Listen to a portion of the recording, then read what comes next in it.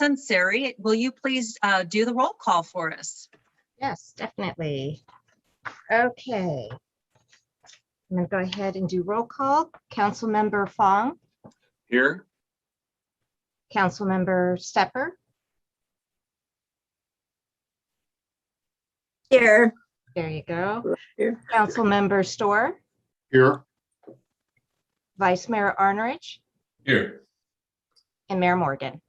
Here. Okay, it's confirmed that all council members are in attendance.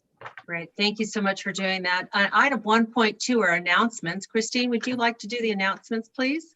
Sure. Okay, this meeting is being held by teleconference only on Zoom and will be recorded in a meeting, and a recording of this meeting will be happening as well as any written public comments will be made available on the town's website. To provide live comments during the meeting, use the raise the hand feature in Zoom. When the mayor opens up the item to public comment, raise your hand. Your name will be announced and only your audio will be enabled. You're asked to state your name for the record and limit your comments to 3 minutes. Again, please wait until the mayor has opened the item for public comment to raise your hand. Thank you. Great. Thank you so much. And the next item on the agenda is the Pledge of Allegiance to the flag. And I would like to invite the chair of the Parks, Recreation, and Arts Commission, Jane Joyce, to please lead us in the pledge. Okay, hold on. Much. I pledge allegiance to the flag of the United States of America and to the republic for which it stands, one nation, under God, indivisible, with liberty and justice for all. Thank you so much, Jane. We look forward to seeing you in a little bit for our presentations and proclamations as well. The next item is item number 4. We always welcome comments from our community and the public in general. The next item is for the good of the town, and these are items to address the council on any subject which is not on tonight's agenda. If you have something that you would like to discuss with the council, know that we cannot take any action on it since it is not on the agenda, but we're happy to hear your comments. You will have 3 minutes to present your comments, and at that time you'll see a timer on the screen as well. So Christine, do we have anybody that would like to make public comments this evening? We do. As of now, we have 3 raised hands. So I'm going to go ahead and share my screen and announce the first speaker.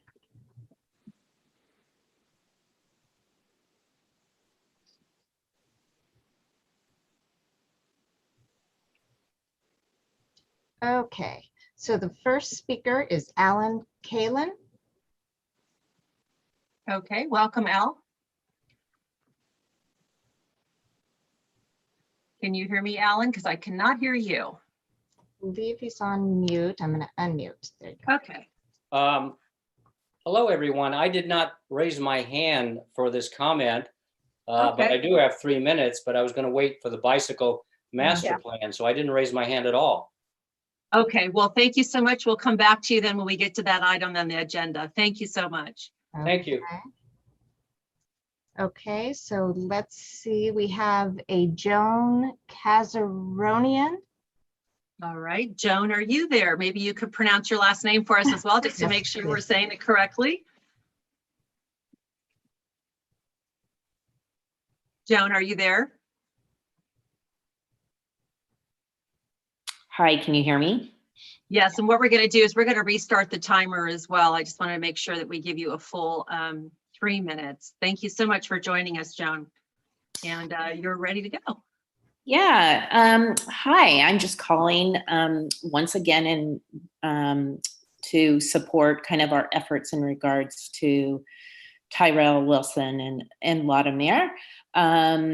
I'm hoping the council continues to keep this at the top of their agenda, that there's full transparency and that we continue to encourage to hear from the sheriff and the DA. Also, anything else you can do, we certainly would like a permanent memorial for both Tyrell and Latimer.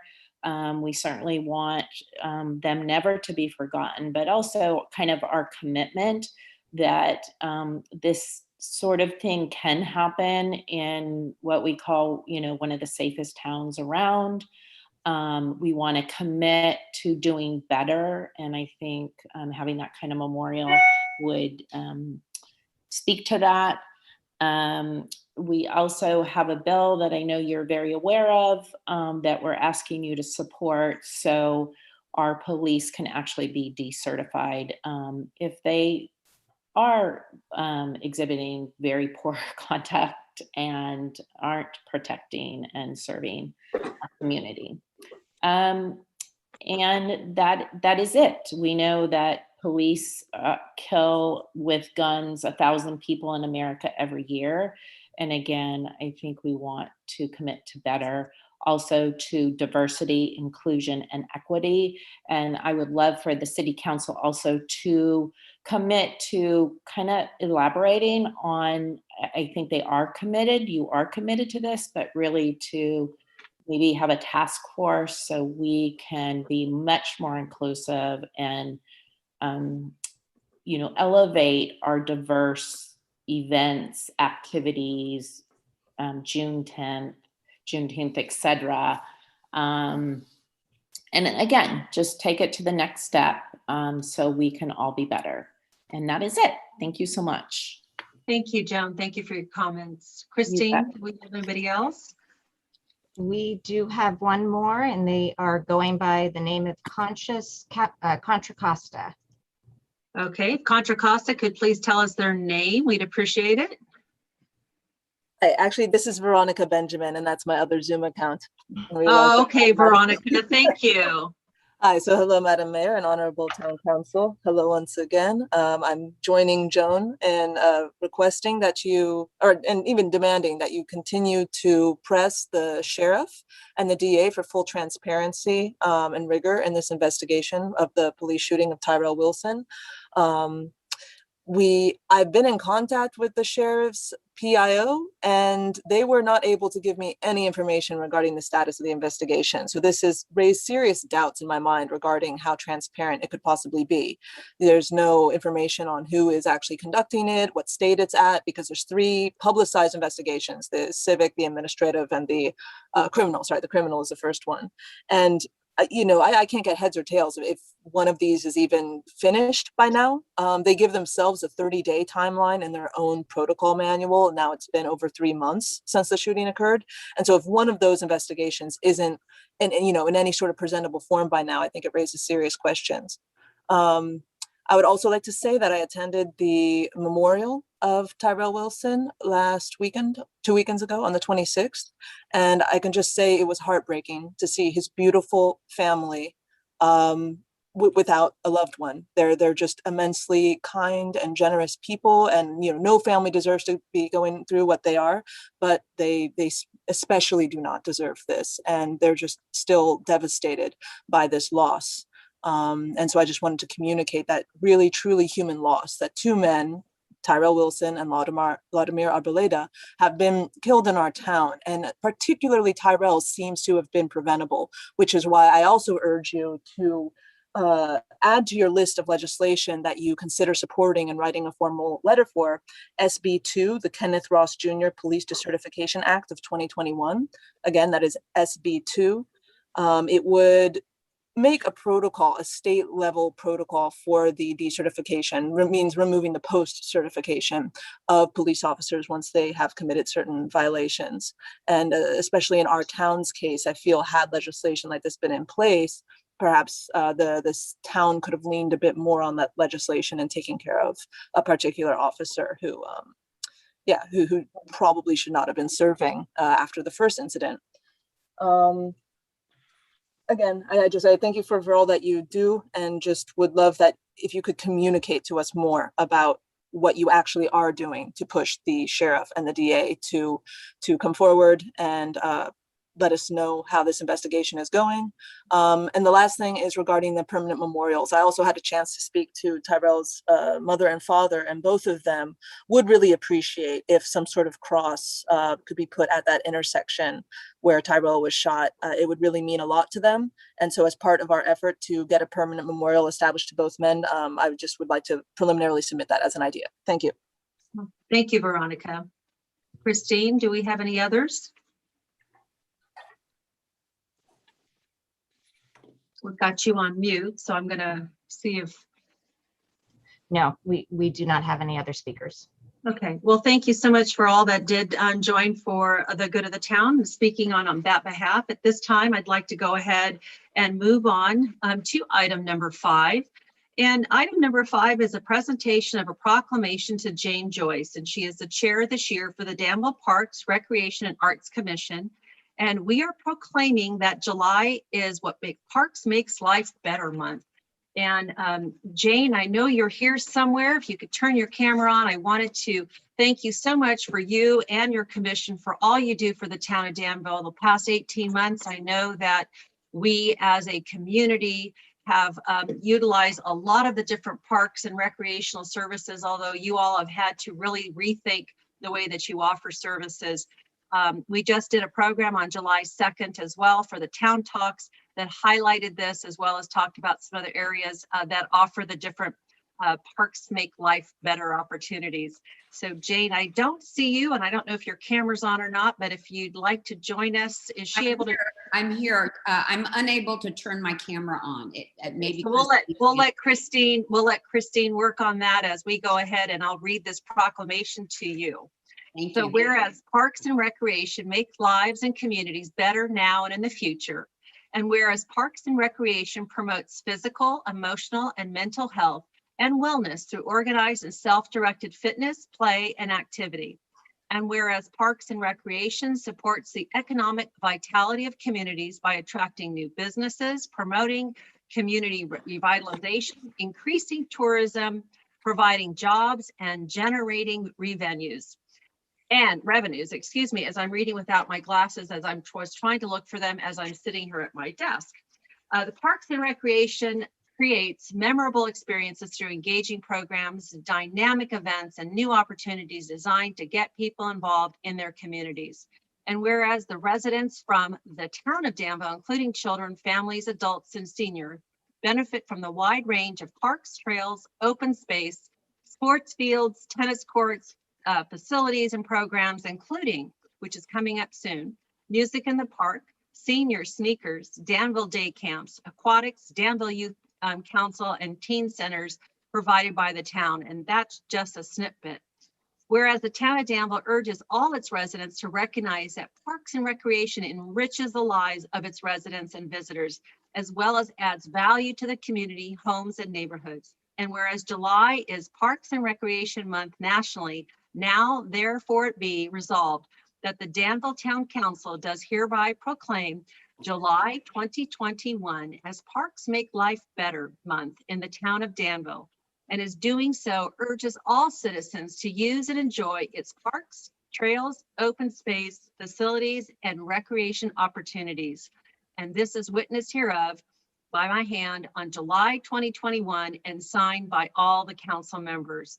Jane, thank you so much once again to the commission for all you do, all the input that you have, and the impact that you have surrounding our community on Parks and Recreation. Would you like to say something?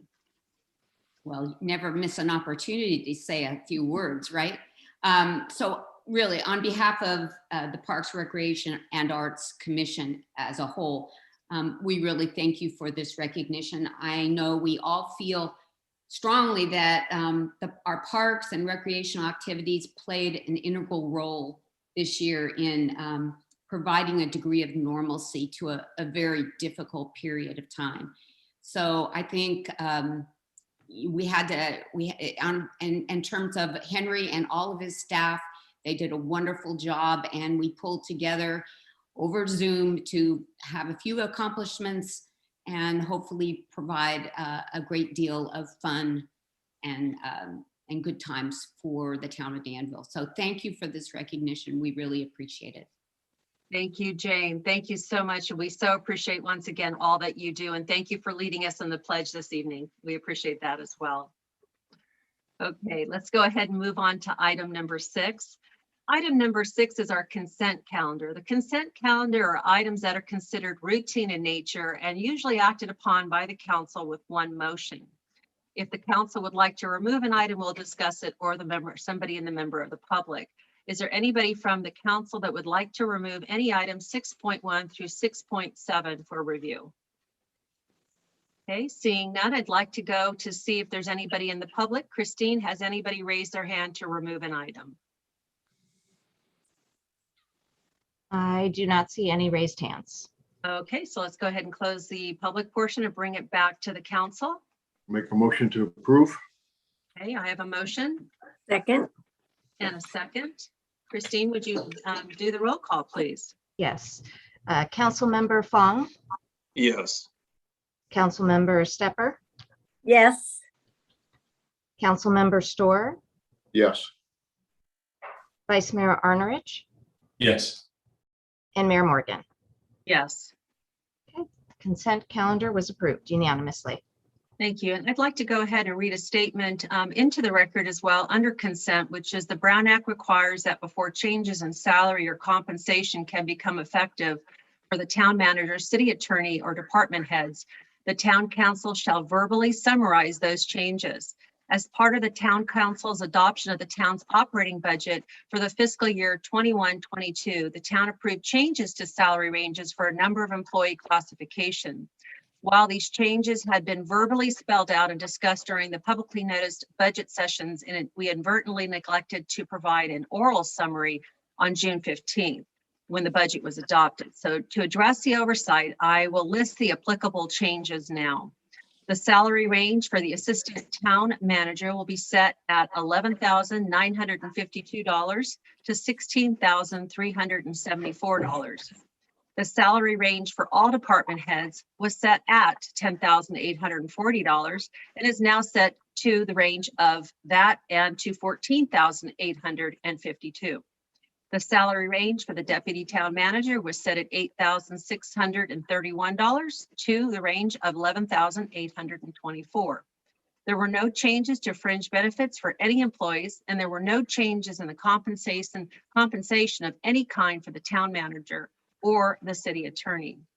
For the positions listed, only the salary ranges were changed. Any actual increases in compensation will be determined under the town's pay for performance system. There is no automatic increases or cost of living adjustments. So thank you for listening to that, and that has been placed in the record. At this time, I'd like to go ahead and move on to item number 7.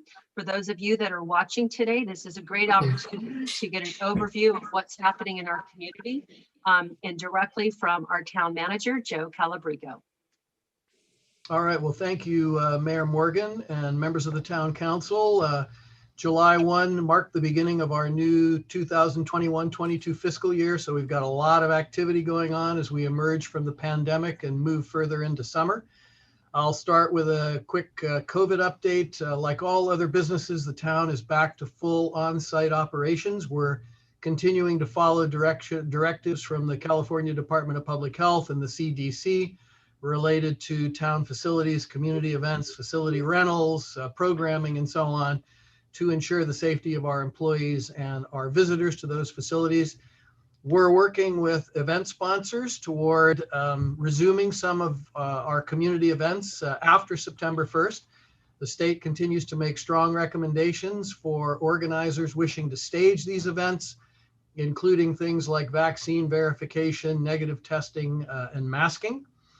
As of today, just under 76% of the population in Contra Costa, age 12 and above, has received at least their first vaccine. In Danville, we're just a little off of that, just a little less than 78% of our community members. We do continue to urge all of our community members to get their vaccines as we follow reports regarding the Delta variant and its transmissibility. On the financial front, the 21-22 budget and capital improvement program have been adopted by the town council. We're pleased to say that the town is in much better shape financially than we were last year at this time. Our 21-22 budget, which includes about $33.25 million in operating expenditures, is back to the same spending level that the town was at in 1920. So the COVID pandemic to date has had about a 2-year impact on our revenues and expenditures. We're going to continue to operate at somewhat lower staffing levels with some limited service level reductions in some areas. Under the $1.9 trillion American Rescue Plan Act, the ARPA, the town is eligible to receive up to $10.6 million in funds. We have submitted the requisite paperwork to receive the first installment of those funds, which we expect to see around the beginning of August, with a second installment to follow in August of 2022. The use of those funds is guided by requirements that have been issued by the Department of the Treasury. The town is working with a consultant to assist us with ARPA compliance, including setting up all of the tracking and reporting that's going to be required by the Treasury Department. So the council can expect to have a study session in August or September, where staff will be presenting additional information and possible recommendations on the use of those funds. On the economic development front, as I've been reporting to you monthly, the town continues to assist and support our businesses in a number of ways. Later on in tonight's agenda is the most recent example of that. Tracy Farhad from Visit Tri-Valley is going to be at your July 20th meeting to give you an update on the success of the To Tri-Valley with Love program, To Danville with Love. Forward Focus Grant Program, we have our latest tally. We have a total of 140 businesses that have received grants. Another 69 businesses participating in the Business Assistance Program. Special events I alluded to a moment ago. There will be a staff report coming to council at your next meeting, looking at potential street closures. Events that we have in the planning stages right now for after September 1st include the Kiwanis Labor Day Parade, a Relics on Railroad event, the Chamber's Fall Fest and lighting of the old oak tree, and a Veterans Day event. And there may be others. I'll mention as an aside that the Chamber will be talking to council at the study session next week. They are looking at the possibility of perhaps staging the lighting of the old oak tree the week following Black Friday, which would be a week later than it's been done in the past. But they are looking at doing that in response to a number of businesses that have asked for that change to be considered. The quarterly business update memo that I know you look forward to with the comings and goings of businesses here in town, that quarterly memo will be in your hands here shortly, the latest one. At the farmers market, Liz Guerin, who is known and loved by each of the 5 of you.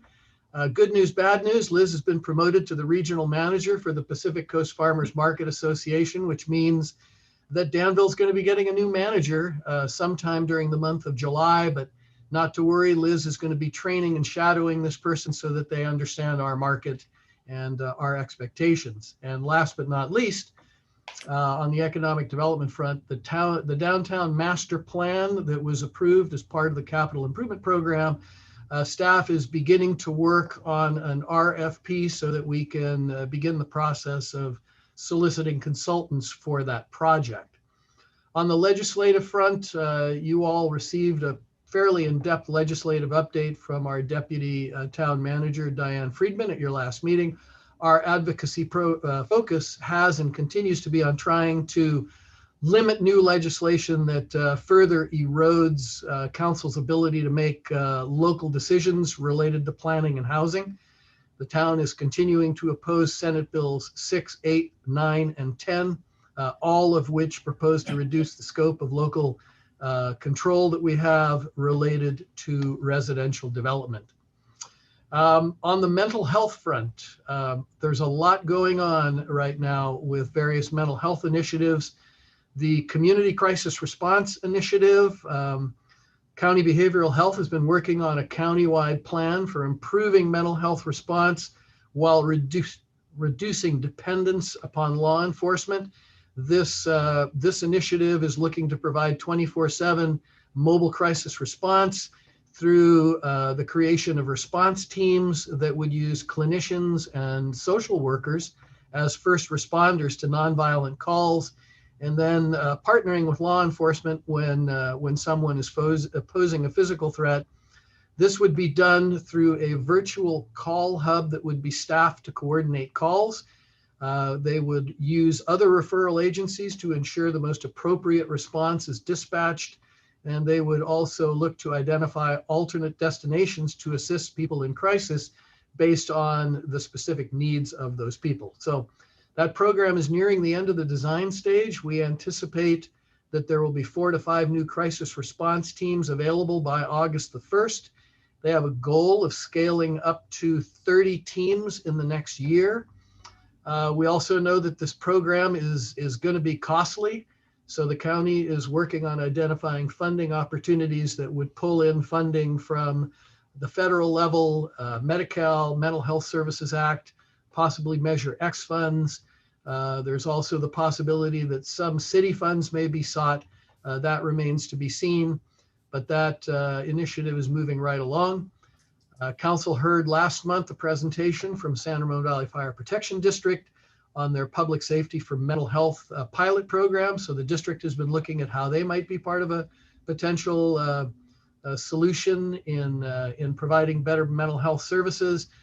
This pilot program would involve training their personnel to respond to nonviolent mental health emergencies, thereby reducing avoidable law enforcement responses. It's a program that is seen as potentially being complementary to the county mental health services programs that we've been talking about. The chief and I are meeting with Chief Meyer and Assistant Sheriff's Office Chief Chalk this Thursday to talk about how Danville might be able to engage in the pilot program. And finally, Danville has been all along and continues to be a strong supporter of Assembly Bill 988, which is Rebecca Bauer-Cahan's bill to provide mental health, crisis intervention services, and crisis care. Shifting over onto housing, the regional housing needs allocation and our 2023 through 30 housing element. You have on your agenda later on this evening an item that deals with RENA and a potential RENA appeal. The upcoming housing element update, as we've said, presents the town with a fairly tall challenge. We have, through ABAG, been assigned a large number of housing units that we could need to plan for over the next year. That number is 4 times the number that it was in the previous cycle. So it goes from 557 to 2,241 units. Significant majority of those units would need to be planned to be affordable to low and very moderate income, very low income, individuals and families. A lot of effort going into outreach and engagement regarding the housing element right now. We've launched a new platform to provide notifications to those who sign up. The center spread in the summer newsletter that just landed in mailboxes is devoted to the housing element in that process. We've held thus far 2 Housing 101 virtual workshops where we've had 65 attendees, and we have 4 more workshops that are planned in July, August, and September. So looking forward to continuing with our outreach efforts there. In police, the police department has resumed their Citizens Academy program. So they have one going on right now. They have 16 participants in that program. The chief's continuing his weekly 10-8 outreach via Facebook Live. Recent and future topics include wildfire safety and mental health. And we will be moving back to full staffing in the police department this fiscal year as we add back the 2 school resource officer positions that were held vacant for much of last year. In development services, busy time of year, a lot of construction activity happening this summer. The new bicycle master plan, of course, is before you this evening on your agenda in just a short while. Brookside Drive, ADA improvements, ramps in that neighborhood. That project is currently out to bid. We expect construction to start in late August. Traffic signal work we've got going on right now. We're working on procuring and scheduling the replacement of the remaining 29 traffic signal controllers that were in the second phase of that project that was approved in the CIP. So we expect to start that project in the fall, and when it's completed, we'll have all of our signals updated. We have also been out actively testing and replacing signal battery backup systems in anticipation of unplanned power outages and PSPS events. San Ramon Valley Boulevard Improvement Project, both north and south. This month, the Transportation Authority is going to consider programming an additional $1.6 million in OBAG funds for these projects.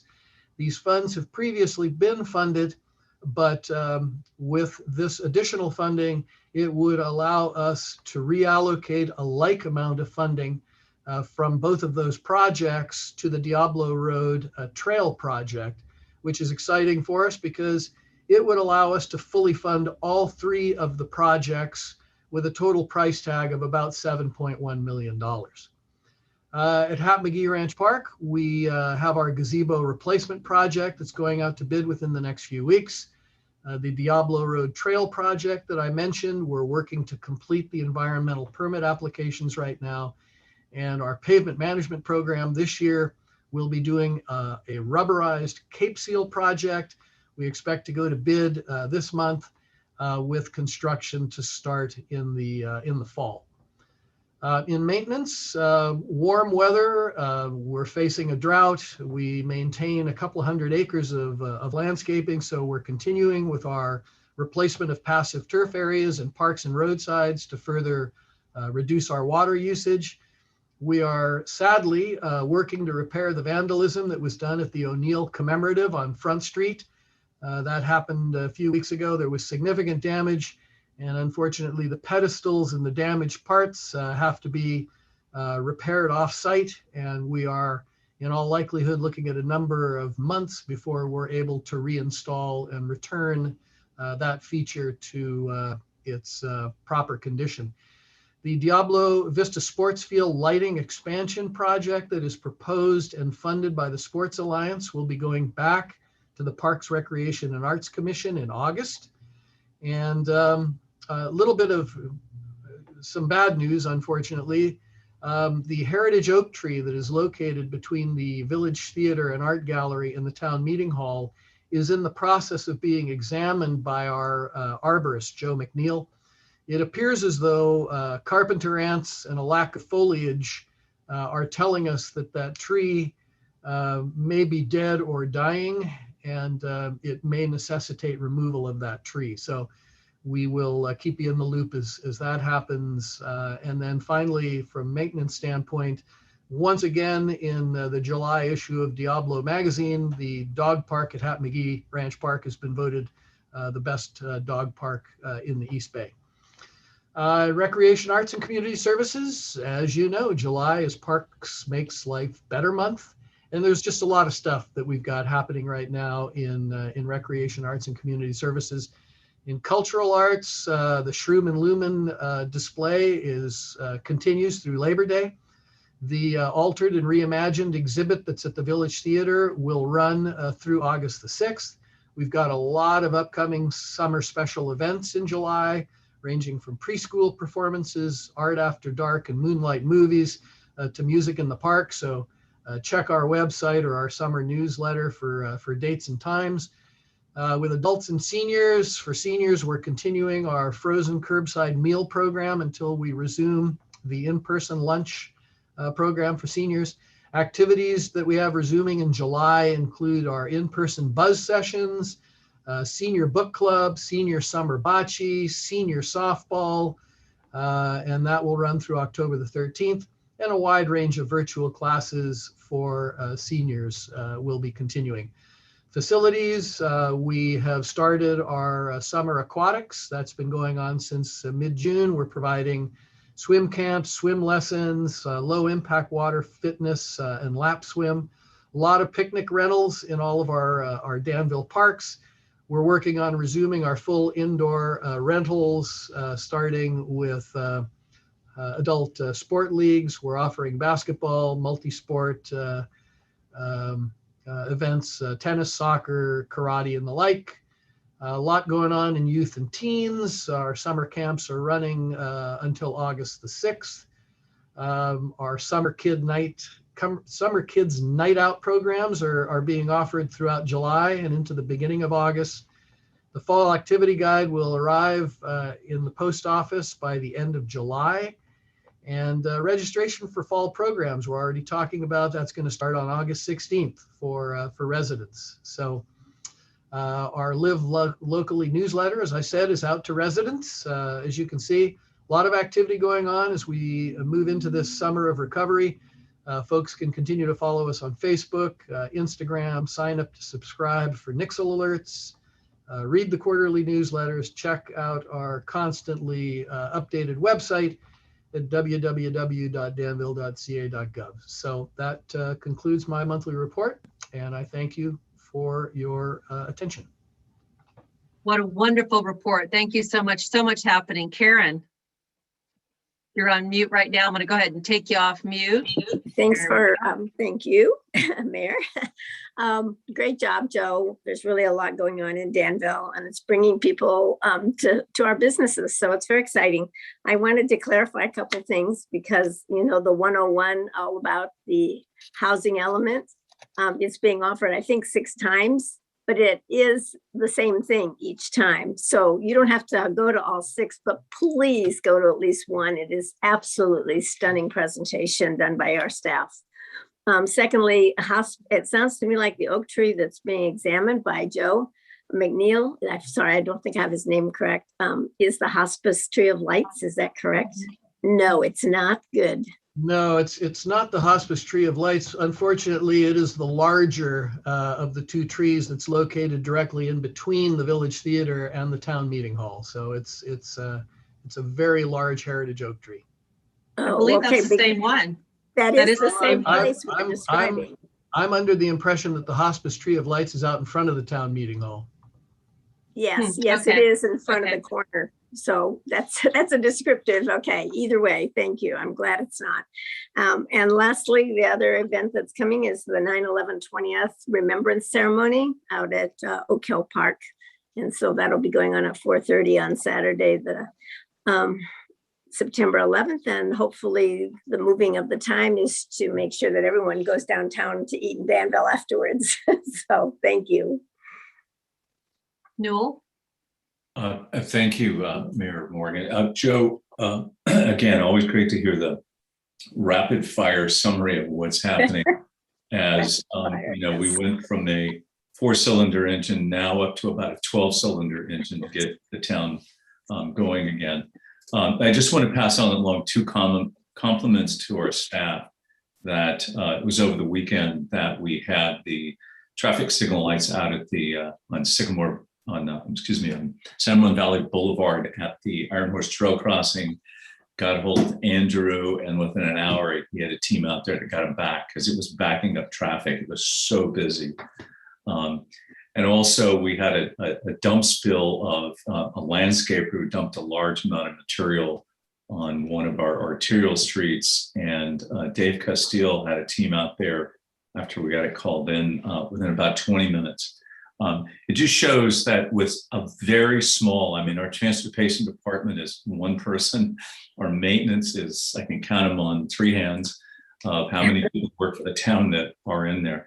It's just still amazing that we have the kind of dedication that people want to keep this a great place, and they do that extra effort to provide high levels of services. So thank you for your leadership, and just to pass on those compliments. Are there any other comments or questions for Joe? Okay, and Christine, I did not want to forget to go to the audience as well, just in case there's anybody that would like to speak. There are no raised hands. Okay, so let's go ahead and close that portion and come back. Item number 8 is our public hearing. Item number 8, we would love to have public comment on this one. It's invited. It's 8.1, which is consider the adoption of ordinance number 2021-02, an urgency ordinance temporarily suspending outdoor seating limitations for restaurant uses within the town of Danville, authorizing the extension of temporary land use permits and extending street closures with a waiver of Danville ordinance number 96-10. And I believe we have David Crompton with us today, as well as Rob Ewing for presentation. Welcome. Great, thank you. Good evening, Mayor Morgan and council members. Just to set the background once again a little bit on this. So last June, the town of Danville at an administrative level started issuing temporary outdoor distance land use permits for restaurants and for several other types of businesses. And this was in response to the state as well as the county's health orders, which prohibited occupancies indoors in restaurants and other businesses. And so what the intent was is that, for example, a restaurant, whatever the pre-pandemic occupancy was for the inside of the restaurant, we allowed them to take that, put it outside, spread it out as may be necessary for social distancing. And, you know, if they have enough room to do that, and theoretically, they could continue to operate at near 100% of their pre-pandemic occupancies. So that was back in June. We extended those several times. They were generally good for about 3 months, and we've extended them now, and they are set to expire on August 1st, so in less than a month. So as you know, back at your meeting on June 15th, we discussed this item, and earlier on that same day, the county as well as the state lifted the health order to allow for 100% occupancy within the businesses, including restaurants. And so at that meeting, the council talked about the kind of the status of our outdoor temporary use permits. And after discussion and comments from the public, council directed staff to go back and prepare the necessary ordinance amendments to allow for the temporary outdoor seating to be extended through the end of this year and actually to July 3rd of 2022. And so the ordinance you have before you tonight would accomplish that. It has a couple of provisions. The first is related to our downtown business district ordinance and provisions for parking requirements for outdoor seating. Under the current ordinance, every restaurant is allowed to have 25% of their interior space outside without any parking requirements. And anything above that would require off-site parking lieu fees to be, so they would share parking in our parking lots. And then the other part of this would be that we're also amending our P1 ordinance, which applies to parking that is not in the downtown area. So we wanted to not only hit you know, the DVD areas, we wanted to hit our shopping centers, which we've also issued permits for. And so our P1 ordinance accommodates a number of individual P1 rezonings that we've done over the years for our shopping centers. And that would include Tossar Crossings, the Rose Garden, and others. Typically, the conditions of those land use permits restrict parking and land uses so that whatever the mix of land uses in the shopping center doesn't exceed the supply. And so this ordinance amendments before you would both suspend the downtown business district off-site parking and lieu fees that would otherwise be associated with the restaurants. You know, as you know, the restaurants were allowed to have up to 100% of the interior seating outside, and now with the lifting of the health order, they're able to move back inside. And so, you know, depending on the restaurant and the space they have, they may have far more seating than they did pre-pandemic. If we did not waive the off-site parking lieu fees, that would be a fairly large fee for those restaurants. The other last provision here is that we're recommending several conditions of approval be added. Since we initiated the outdoor use permits, we had probably 2 pages of conditions of approval. But over the last 16 months, we have had a number of complaints and experiences come up that we wanted to see if we could address. And so what we are recommending is go forward and we reissue these temporary use permits, we would include a condition of approval that would prohibit outdoor noise that is amplified That's been an ongoing problem with live bands, et cetera, and with some, just entertainment type events. So that would be limited to not being amplified. We've also had issues with garbage locations, storage. Some of the businesses have moved garbage away from areas, I guess probably due to smells and what have you. But they've ended up in the public right of way and in public parking lots. And so we want to be able to enforce that the garbage really needs to go in the approved locations for the different garbage bins downtown. And we've also had issues where over time, some of the parklets that are actually in the public right of way may get modified, expanded slightly over time to the point where they could become a hazard. And we've had situations where we've had to go out and modify those for the public safety. And we would add a condition that kind of, secures that the town has the right to go ahead and do that when we deem it necessary, and that any costs will be borne by the business owner. And then finally, as was stated, the ordinance would also deal with extending the street closures under our ordinance 9610. So that would be street closures for the parklets would be extended to coincide with the extension of the temporary use permits. And so that concludes my presentation. We're recommending that you adopt the urgency ordinance, and I would be available to answer any questions you may have. Thank you. Thank you, David, so much for the presentation. Karen? Yes, David, thank you very much. It's very excited for the businesses that have seen so much and had such great support from the council to see this happen, because it's great that the ambience is where it is, but we have time to put things together. And I wanted to ask where they stand on alcohol serving, et cetera, for these events. So for the parklets to continue, then the alcohol serving also continues, correct? Yeah, I think the ordinance 9610 street closures, we would also be extending the allowance for alcohol in public right of way. And maybe, I don't know, Rob, can you speak to what ABC, the governor's direction to ABC for continuing their. Right. Right, yeah, the ABC did, the governor through an executive order, I believe it was, extended the ABC's permission to allow that expanded sale of alcohol. So if you have a valid ABC license, you now can serve it in these areas where you have a temporary land use permit. Oh, very clear. Thank you very much, Rob and David. Okay, do we have any other questions from council? Okay, what I'd like to do now is go ahead and open up the public portion of this agenda item. You also have 3 minutes to speak, if I can remind you of that.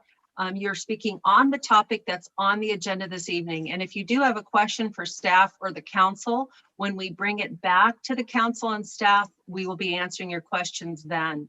So Christine, do we have any questions or comments from the audience? We do. We currently have 2 raised hands, so I'm going to go ahead and share my screen.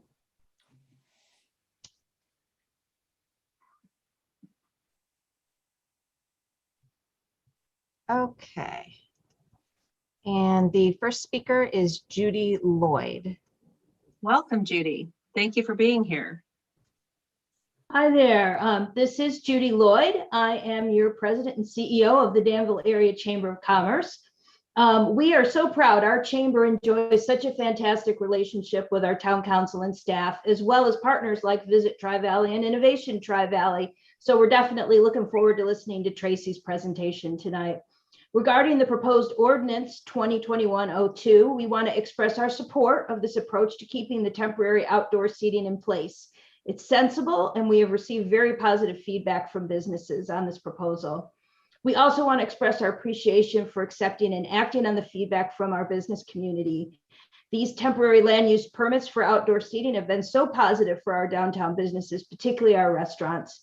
We want to especially applaud the great work that Jill Bergman, Liana Aduato, David Crompton, and Rob Young have done on this ordinance, working in concert with local Danville businesses, as well as their ongoing work on the business focus and business promotion funding. We know many of our businesses would not have survived if it were not for your strong support of this pandemic relief funding.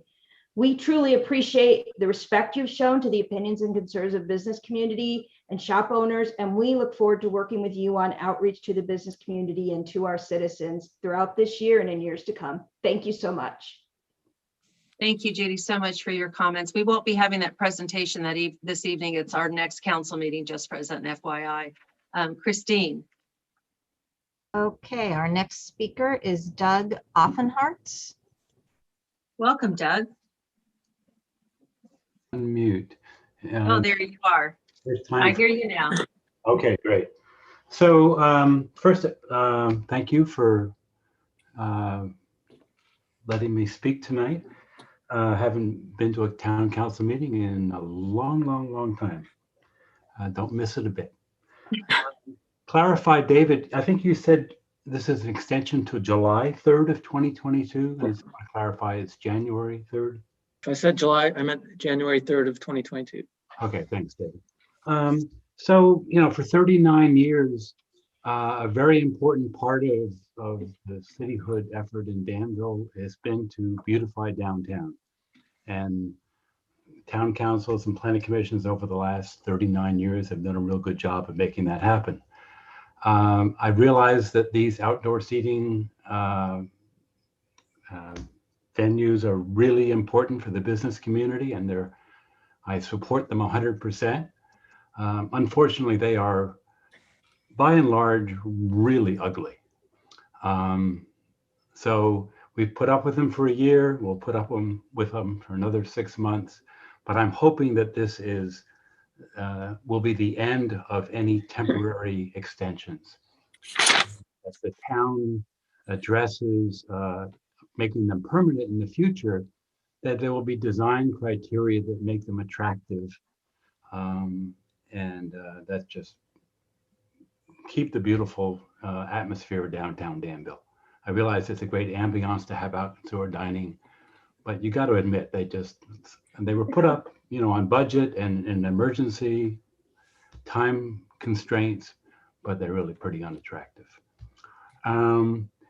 Secondly, we have a particular problem with my property, 408 and 422 Harts Avenue, with the structure adjoining really blocks the visibility of my building and the tenants when you're driving southbound on Harts Avenue.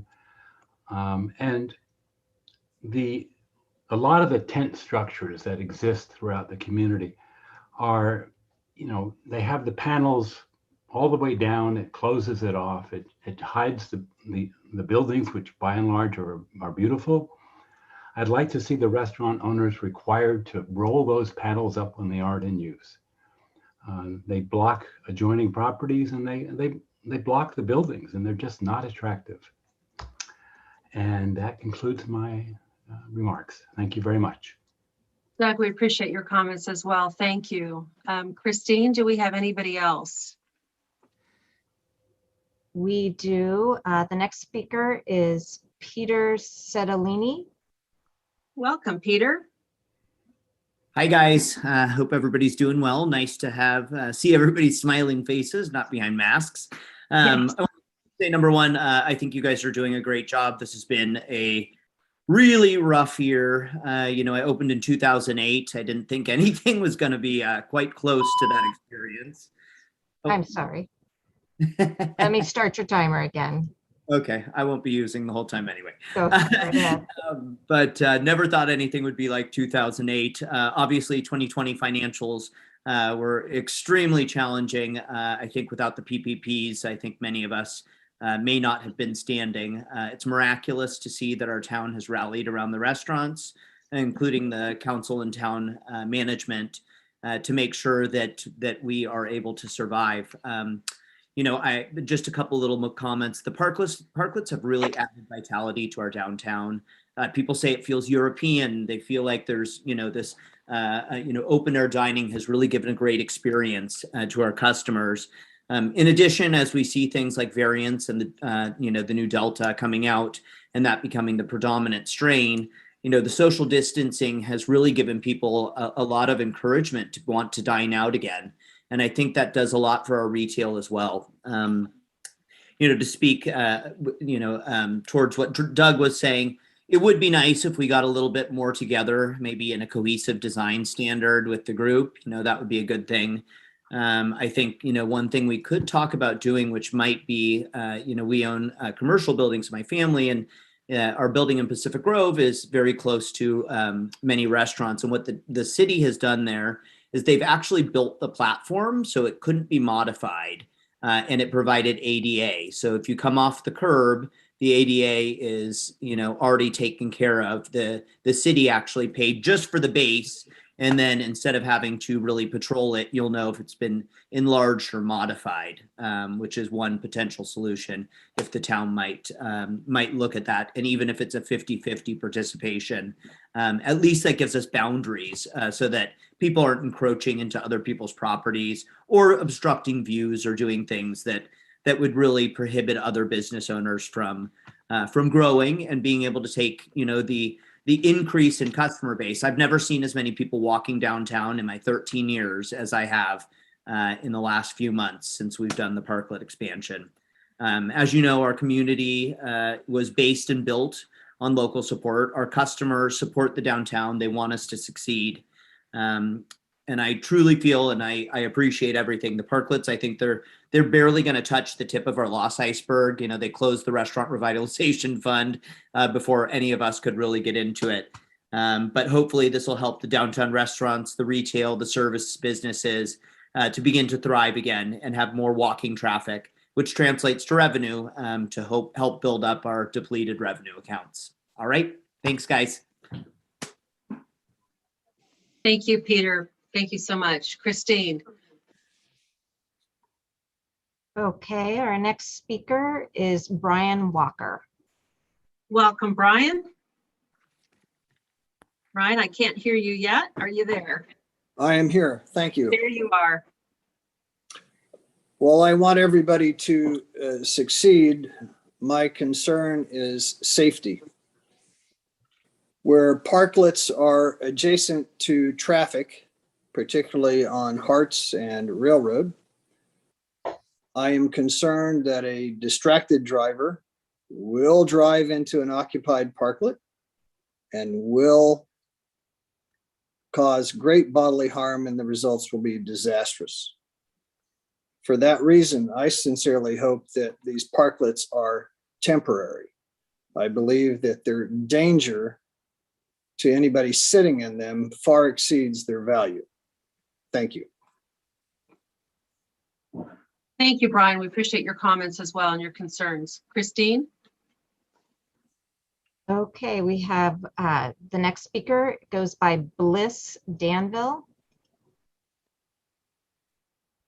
Bliss Danville. I think I know who that is, but I'll let her say her name. Welcome, Carla. Yeah. Are you there? We can't hear you yet, so you must, maybe you're on mute. Christine, is she on mute still? Now let me ask. Nope, she should be up. All right. Are you there? Bliss Danville, I'm assuming it's Carla, but I'm gonna wait to see for sure. All right, why don't we come back and see if we can work on that technical difficulty? Do we have somebody else that would like to speak in the meantime? We do not. Bliss Danville is our last speaker. Okay, so let's go ahead and give it another shot. Try. Are you there? Are you on mute, Carla? Is that what it is? Or is it just the reception maybe is bad? So we'd love to hear your comments. We're going to go ahead then and move on. I'm sorry that we can't hear you. Give it another second. Are you there? Still can't hear you. If possible, if you wouldn't mind, if you have comments that you'd like us to hear, if you would email us and let us know those comments, we would greatly like to hear from you as well, knowing that you're a business owner in the downtown Harts area. So we're sorry that we can't hear you, Carla, but feel free to email us and let us know what your comments, concerns, or compliments are. Let's go ahead, and there's nobody else that would like to speak at this time. Actually, there's one more that just raised their hand. Okay. And Carla is the next person. Okay, so then maybe she got to a different. Maybe, possibly. Okay, there you are. Can you hear me? Yes, I can. Yes, this is Tim Ahern, Carla's husband.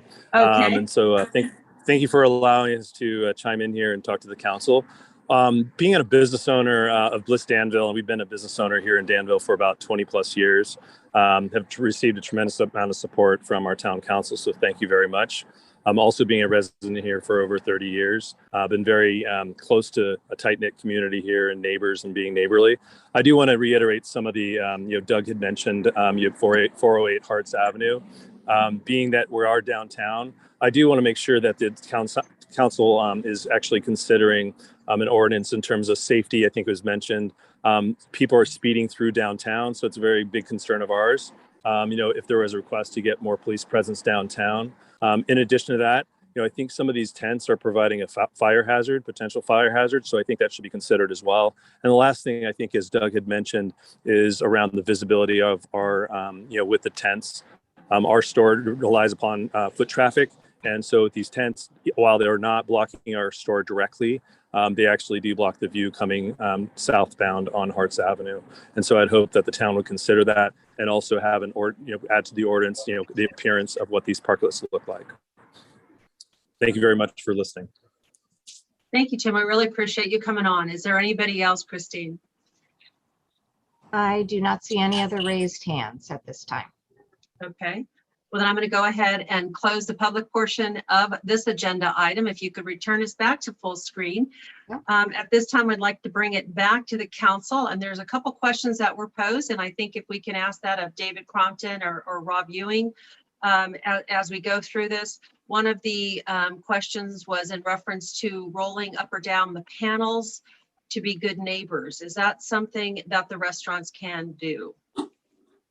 Well, something we can look at, on a case-by-case basis. I don't know that they're all able to just roll up, but in cases where they are, if so directed, we could add a condition of approval that encourages that to happen. It's probably not the type of enforcement problem that issue that we're going to want to be out there, chasing around on a daily basis. But I think that if it's possible and we have it as a condition and we encourage it, maybe it'll happen more often than not if you like to go that direction.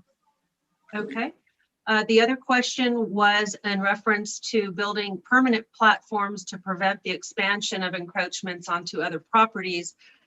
Is that something, I know that some of the parklets have already built platforms. What's the town's thought on that, David? Well, I think that, again, as we go forward here until January 3rd, we are basically extending temporary permits that we have out there.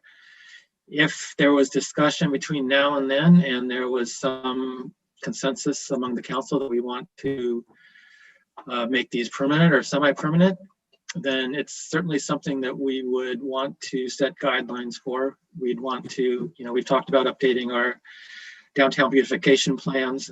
And so we'd want to come up with kind of common design guidelines that they all would comply with. We could look further into safety as far as where sidewalk extensions or bump outs or other things might be appropriate, instead of just having kind of the blunt end of a fence there where people are seated. So it would have to be kind of a location by location type of basis, but those types of more permanent solutions, I think, is something that we would look at if we're going to talk about making these more permanent. Madam Mayor, if I could just dovetail on to what Mr. Yes. Crompton just shared with council. I think that, what is before you this evening is the opportunity to continue the temporary uses that have been in place for the last year or better.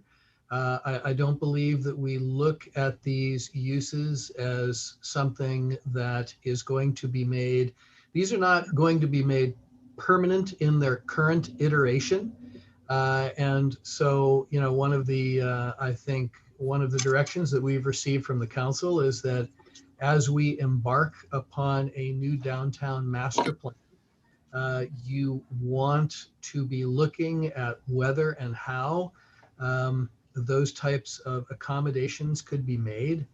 But I would say at this point, the staff's intent is not to go back and reinvent what is there on a temporary basis. I think the focus is going to be forward-looking, with the assumption that these are going to be there up to January the 3rd, and that beyond that, anything else that comes is going to have to be designed in a way that would allow it to be integrated into the fabric of the downtown and meet the design standard that everyone expects to be met. Yeah, and to Joe's comment, this, as we are going back to the subject of the agenda item, it is to address the temporary land use permit, and mentioned it would go till July 3rd. If we did decide to do this differently, we would obviously hold a different meeting. January 3rd. Did I say July? Yes. So it's we're already closed everything down. I'm sorry, this meeting's over now. So anyways, but I think since we're all saying different dates today, David, you're rubbing off on me. But since we've had these questions from the general public, I wanted to make sure that we brought them up. And believe me, these are temporary. If we go to where our detailed meeting would be a little bit more about that. I'd like to also mention that the safety, the fire and police end of it was very heavily vetted through our police and fire department in reference to these parklets. So that's also been addressed, but something that we can also bring up when we start putting together the ordinance itself. So Newell. Thank you, Memori. I agree with everything that's been said. First of all, this is just to highlight temporary ordinance. If we start to even talk about anything else, we're not going to get this approved. Yeah. This is a quick, rapid fix, temporary, while we have the opportunity to revision the downtown on a whole host of things, and not just singling out restaurants in the future, looking at the way to activate all of the streets for all types of businesses.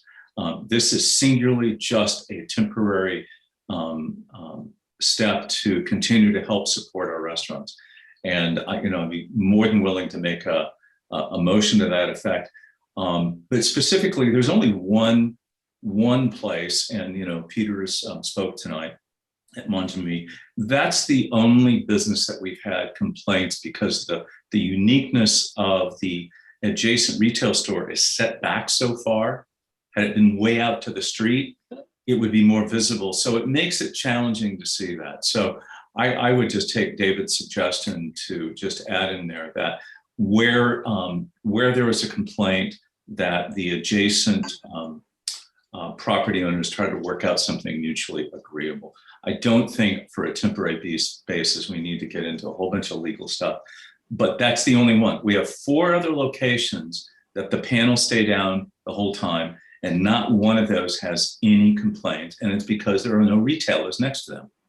So, but in Carla's circumstance at the Bliss store, it really is devastating. So, the ask is, Peter, you're here, work it out, see if you guys can roll this out when you're not using them, because it's not used a lot. Of all the restaurants, that particular street one is not used as much as others. So with that, I would just move this and that slight modification. I'd like to second the motion. Okay, so we have a motion on the floor, but I'd like to go ahead and move back and see. I think Dave Fong would like to say something prior to us making the motion. Dave? Thank you, Mayor Morgan. First, I want to echo and support the comments from Newell, but I also want to make an additional comment, which is making sure that everyone understands that it's so critical that we all take ownership for what we are doing during this period of this extension. And where I'm going with this is, I've had an opportunity to visit some other towns where they've had parklets, and in some cases, there were assumptions that the town was cleaning the streets. In other cases, the owners of the restaurants or the businesses or the parklets were not cleaning up the streets. It looks ugly. It looks distasteful, and more importantly, it's not a message that you want to communicate to the community as to why the town should be a destination for smart and outdoor dining, or just enjoy the experience of downtown. My comment here is we all need to take ownership, and what's most important. Let's keep the visual appeal there, and let's continue to attract folks into our town and not discourage or basically, turn them off because it's either we've got streets that are cluttered, littered, and we're not doing something about it. Okay, Dave, thank you for your comments. And I believe David's probably acknowledges those as well. And then I've got Robert. Great, thank you. Excellent report, David. And I'm so pleased that we're here. It's simply the right thing to do. And I'm glad we're taking this to January 3rd into next year. I'm glad we're looking at a master plan on this. So I'm really proud of the council for actually moving this forward and giving the restaurants some breathing room and allowing those parklets to stay, because there really is a cool factor to those parklets. We just got to figure out some of the logistics, but that cool factor, I hope it remains. So it's a excellent approach to looking at the parklets in the future, combined with our master plan. I'm really pleased that we're here. Karen? Okay, so I still would like to second it if that's appropriate, but mostly I wanted to confirm what Joe said. He, our staff is always amazing the way they can contemplate and put in the verbiage for what we're doing. And I think when he said the words that it in the long run will be integrated into the fabric of downtown, and that's the reason we're doing the downtown plan. So well said. Great. So I have a motion on the floor from Vice Mayor Arnrich, and I have a second from Councilmember Stepper. Christine, would you mind doing the roll call, please? Sure. Councilmember Fong, Yes. Councilmember Stepper, Yes. Councilmember Storr, Absolutely. Vice Mayor Arnrich, Yes. Mayor Morgan. Yes. Okay, ordinance number 2021-02 was approved unanimously. Thank you so much for the roll call. We appreciate it. And thank you for the people that were here this evening to speak on the topic. Item number 9 is administrative staff reports. Public comment is also invited on these items. 9.1 is to consider the adoption of resolution 37-2021, approving the townwide bicycle master plan, which is our CIP C-609. And tonight we have our transportation manager, Andrew Dillard, here this evening, as well as staff. Thank you. Good evening. Thank you, Mayor Morgan, members of the town council. It's great to see you again and bring this item before you. So again, the item before you this evening is to consider approving the townwide bicycle master plan. Of course, as you all know, this has been a project that has been well over a year in the making. It's been about 1.5 years and all throughout COVID. So it's been quite an interesting journey, but I think we were close to the finish line with the help of our consultant team, transportation staff, and of course, most importantly, our town residents and bicycle advocates and enthusiasts who had a big hand in shaping this bicycle master plan. So I'm proud to present this to you this evening. We received a number of very good comments from the town council at their study session on June 8th, and we have hopefully suffice to incorporate those comments into the presentation tonight and the final master plan. So with that, I'm going to go ahead and share my screen.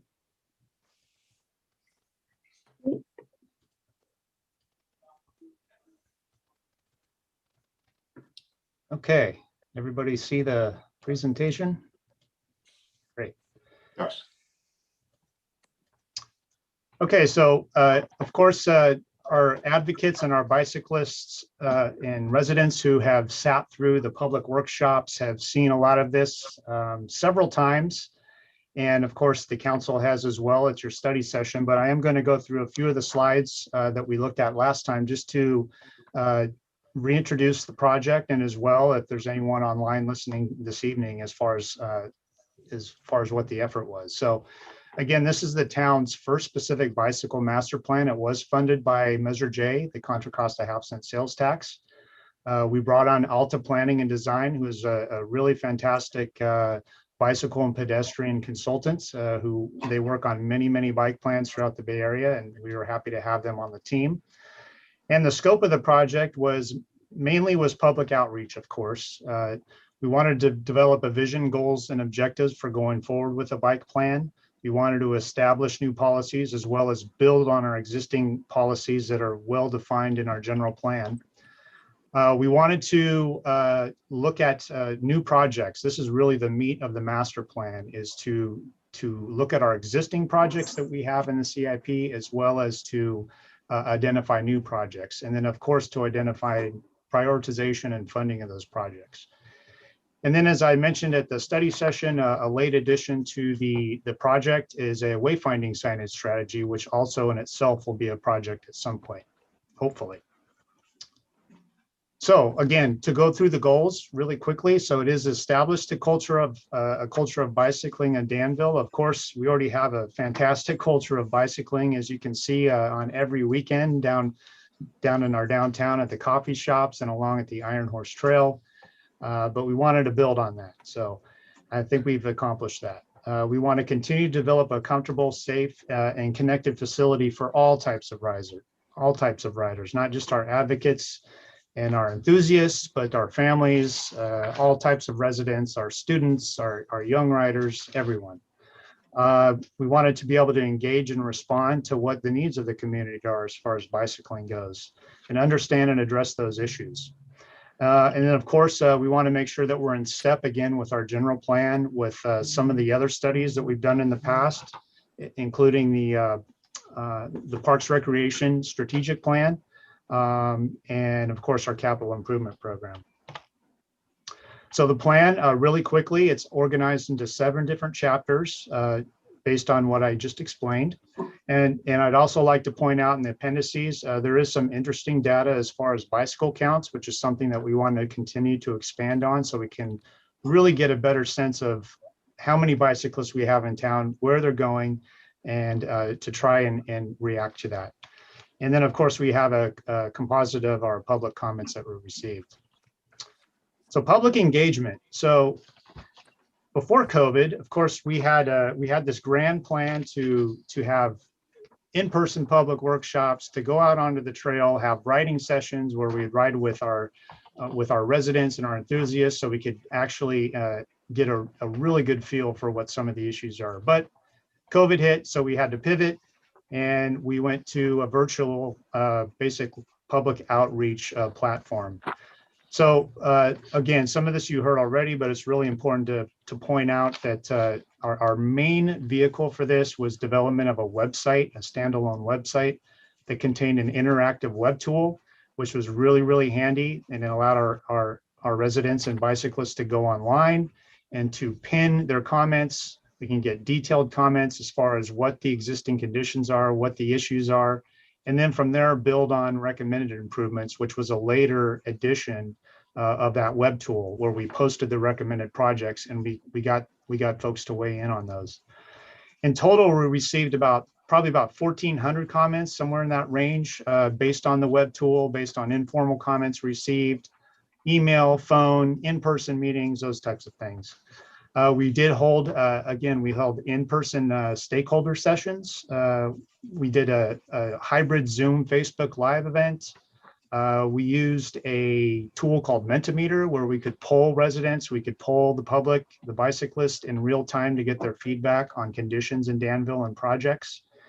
And we reached about over 3,000 people, and reach meaning that folks either participated in the workshops or the online tool, or they just viewed the presentations because we had them up on video. So that was really handy because a lot of folks, for whatever reason, couldn't actually attend when we were hosting live. So that proved to be very beneficial.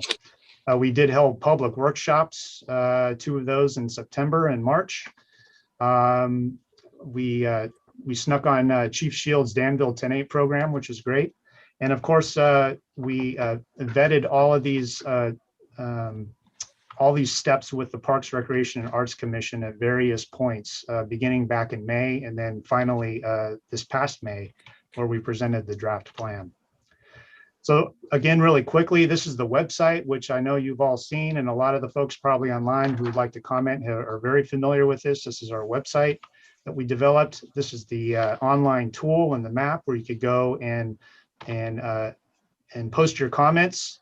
It's kind of a snapshot of kind of the beginning of this process when people were going on and commenting on existing conditions. As you scroll in a little more, you can see that a lot of comments were focused in the downtown and along the Iron Horse Trail. And we asked folks throughout the processes, what type of bicyclist are you? Because it's really important, because as we know, our enthusiasts, you know, they're very strong, they're confident riders. They like to ride on our arterial roadways and intermingle with high-speed traffic. But we also have a lot of riders who maybe not are as comfortable on our roadways, and they just stick to the trails. So we have a kind of a four-class system here between strong and fearless and all the way down to no way, no how will I get on the bike. We reoriented folks with kind of the topology of our existing bike facilities, which a lot of this, again, I know the council is very familiar with, our class 3 bike routes, our class 2 bike lanes, and finally, our shared use paths, which such as the Iron Horse Trail. And then down below, these are newer subsets of those which are proposed in the plan. Class 3 bike boulevards, buffered bike lanes, which of course this is a great shot in front of the high school where we already have that. And then a class 4 separated bike lane, which is a newer type of facility it's kind of mixed between a bike lane and a class 1 trail with some separation.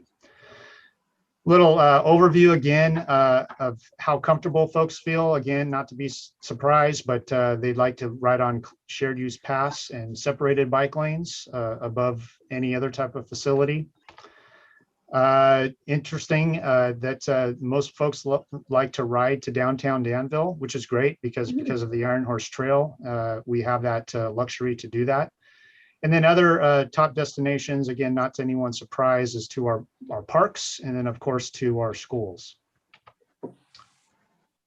And this is an interesting, again, snapshot of one of the questions we asked of what folks would like to see more of in Danville as far as bike facility improvements. And this was kind of a high level look at it before we got into recommendations of specific projects.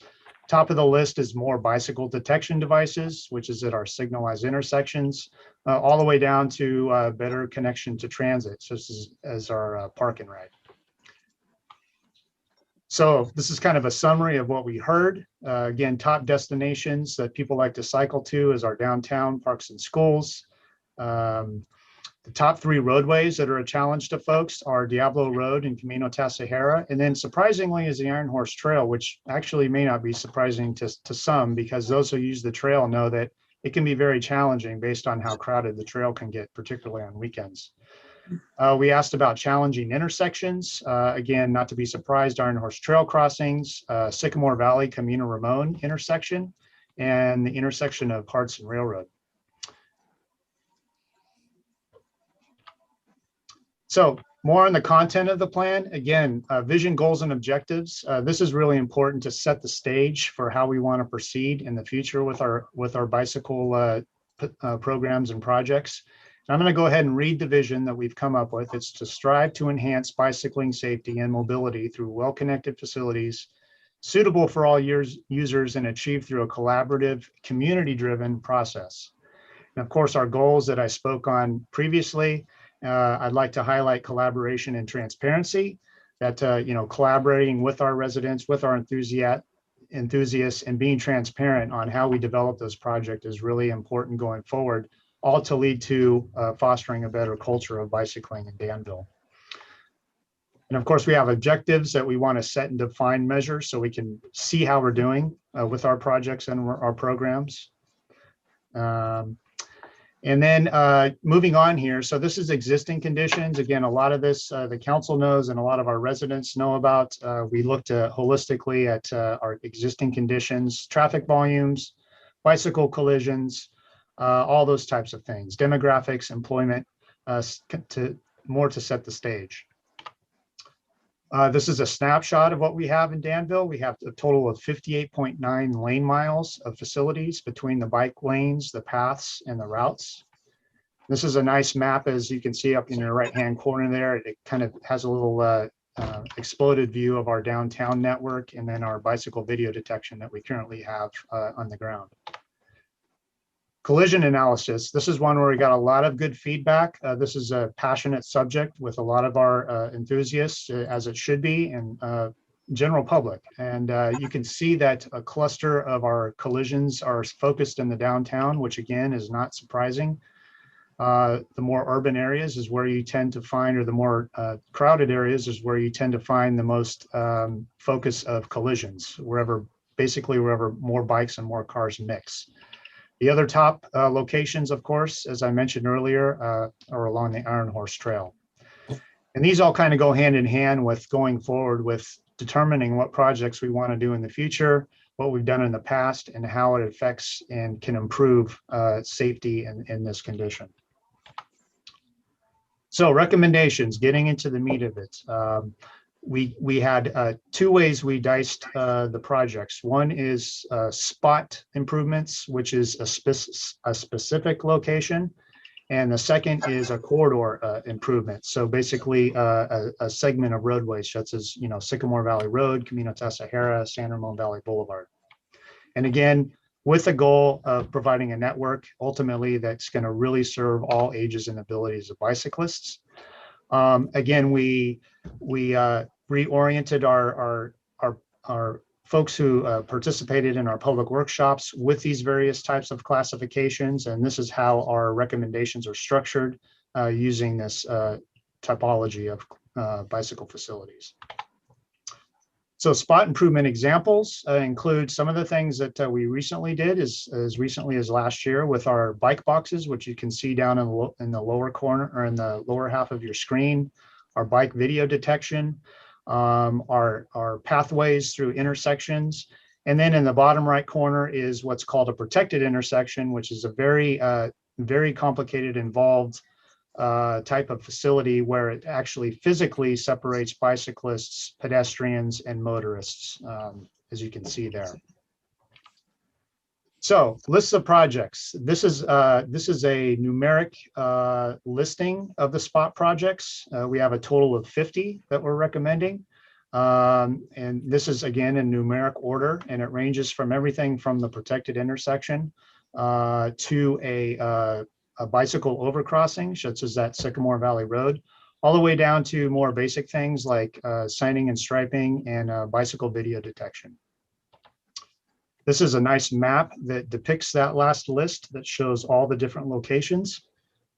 Again, the downtown is exploded up in the right corner because it really, there's a lot of projects focused in that area. So we wanted to make sure that that was very clear. And down at the bottom is all the various combinations of types of measures that are combined in those projects. So corridor improvements. These are things such as class 1 trails, bike lanes, bike routes, and of course the buffered bike lanes, which we started last year, and then bicycle boulevards, which is more of the green Sharrow type of applications. This is again a numeric listing of our corridor improvements. There are 44 of these, and we'll talk about those here in a second in a little more detail as well. This is the list. And here is the map of those corridor improvements. So as I said at the top of the presentation, we have a total of about 59 lane miles of bike facilities. All the projects combined would give us a total of 124. So basically doubling what we have now in bike facilities as far as corridor improvements go. So right now I'm going to switch gears a little bit before we talk more about the projects and talk about programs and policy recommendations. Again, we base this on what we call the 5 E's of engineering and traffic engineering and transportation planning, which is engineering and infrastructure programs, encouragement, education, enforcement, and evaluation. And within those, these are the various programs that the plan is recommending to implement either near term or long term, which again I'll get into towards the end of the presentation. But some of the examples for engineering and infrastructure would be programs such as bike share programs, quick build projects, which basically what those are projects that are easy to build, they're inexpensive, Sometimes they're temporary. You try them out on a interim basis to see if they work. If they don't work, you remove them. If they work, then sometimes you'll make them a little more stout and a little more permanent. And the separated bike lanes or the class 4 bike lanes, those are what you tend to see with those types of quick build projects these days. Slow safe streets. What those are we call those soft closures of streets where sometimes only residential traffic is allowed through to allow more peds and bikes to use those streets. And we really saw those explode here over the last year with COVID and people having to stay home. There's a lot of more urban cities doing those. Encouragement, things like bike to work day, open streets. And the difference with open streets is that the street is physically closed to all traffic for a period of time to allow bicyclists and pedestrians to use those streets exclusively. Bicycle trains to school is an encouragement program that is interesting in that it encourages students to ride to and from school in groups. Education and enforcement. This is something that we really want to focus on moving forward in the plan. Of course, we already have our San Ramon Valley Street Smarts to partner with and to build off of. But things such as educating the public on how to use what we have on the ground now, as far as facilities go. You know, what's a bike box? How do you use it? What's bike video detection? What am I supposed to do in a bike lane or a buffered bike lane? Those types of things. So develop materials, videos, those types of things to better educate our public on specifically what Danville has. And traffic ticket programs. So, you know, more enforcement of bicyclists as well in the way they ride. You know, this is very positive. This whole plan about you know, creating projects and programs and improving safety, but we also want to make sure that our cyclists are following the rules of the road as well. That's important too. So educating our cyclists on how to ride. And then potentially develop micromobility safety and policies. This could be anywhere from how to use bike share, e-bikes, scooters, those types of things. As those come forward, and if those ever do come to fruition in Danville or the Valley, that we focus on those efforts to make sure that that those policies and procedures are being met. Finally, evaluation. One of the recurring themes in the development of this was the need or the desire to establish a town-appointed bicycle advisory committee, which again, we'll talk about here shortly in a little more detail. Publish collision reports more on a regular basis. Deploy bike counters, what I talked about a little bit earlier, as far as tracking our bicyclists and knowing how much volume we have in our town, so we can better assimilate our projects. And then school safety assessments. We already do this, but it's particularly for vehicle and pedestrian, but really take a deep dive into bicycle safety assessments around schools. So going back to the projects, again, we talked about this last time, but we've added a little bit more here based on questions and requests that the council had from our study session about projects, the prioritization and the costs. So again, we took all the projects, we prioritized them. We came up with a methodology for doing that and an implementation strategy. And then we did add those cost estimates and ranges, sort of a planning level look, so we can get an idea of what those are going to cost us down the road. And then, of course, we looked at all the various funding opportunities that are out there, whether it's locally or state or federal funding opportunities. So briefly to go over this, there's a lot of data on this slide, but to talk about the prioritization criteria, it's basically 5 categories between safety, connectivity, comfort, public support, and feasibility. And on the right-hand side of your screen there, you can see the top 5 projects based on that scoring criteria from both the corridor and the spot improvement projects. You can see that the corridor improvements, not to be surprised again, is mainly for our arterial roadways to build a class 2 bike lanes with buffers versus the standard class 2 that's there now. And then for the top tier spot improvements, a couple of those, several of those actually involve the Iron Horse Trail crossings in various forms, whether it's simple RFB systems or something more substantial, such as an overcrossing at Sycamore Valley Road, or other types of improvements there. So moving on, this is a slide that shows the spot improvement rankings. And again, this is in the study, so it's listed chronologically as well as it's listed by the rankings. And again, this is a snapshot of the spot improvements starting at the top. And again, here's the map again. We included this a couple of times, so throughout the plan, you don't have to flip back and forth between pages. You can go right to the next slide and you can see where those projects actually are in relation to where they rank. Here's our corridor improvement rankings. Again, this is starting at the top. Top here is San Ramon Valley Boulevard, converting that to a class 2 with buffered bike lanes, which is already in our CIP. So you can see several types of different recommended facilities there. Again, we included the map again for easy reference in the plan. So moving on to costs. So appreciate the council's direction on this. At the last meeting, we went back and did some high-level cost estimates for all of the projects, all the spot improvement projects and all the corridor improvement projects. And again, these are listed chronologically here on this particular slide. And as an example, you can see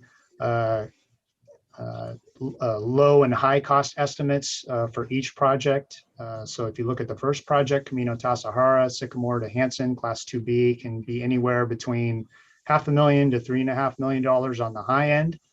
And then we also added a column for funded. And what that means is that project currently is funded in our current capital improvement program.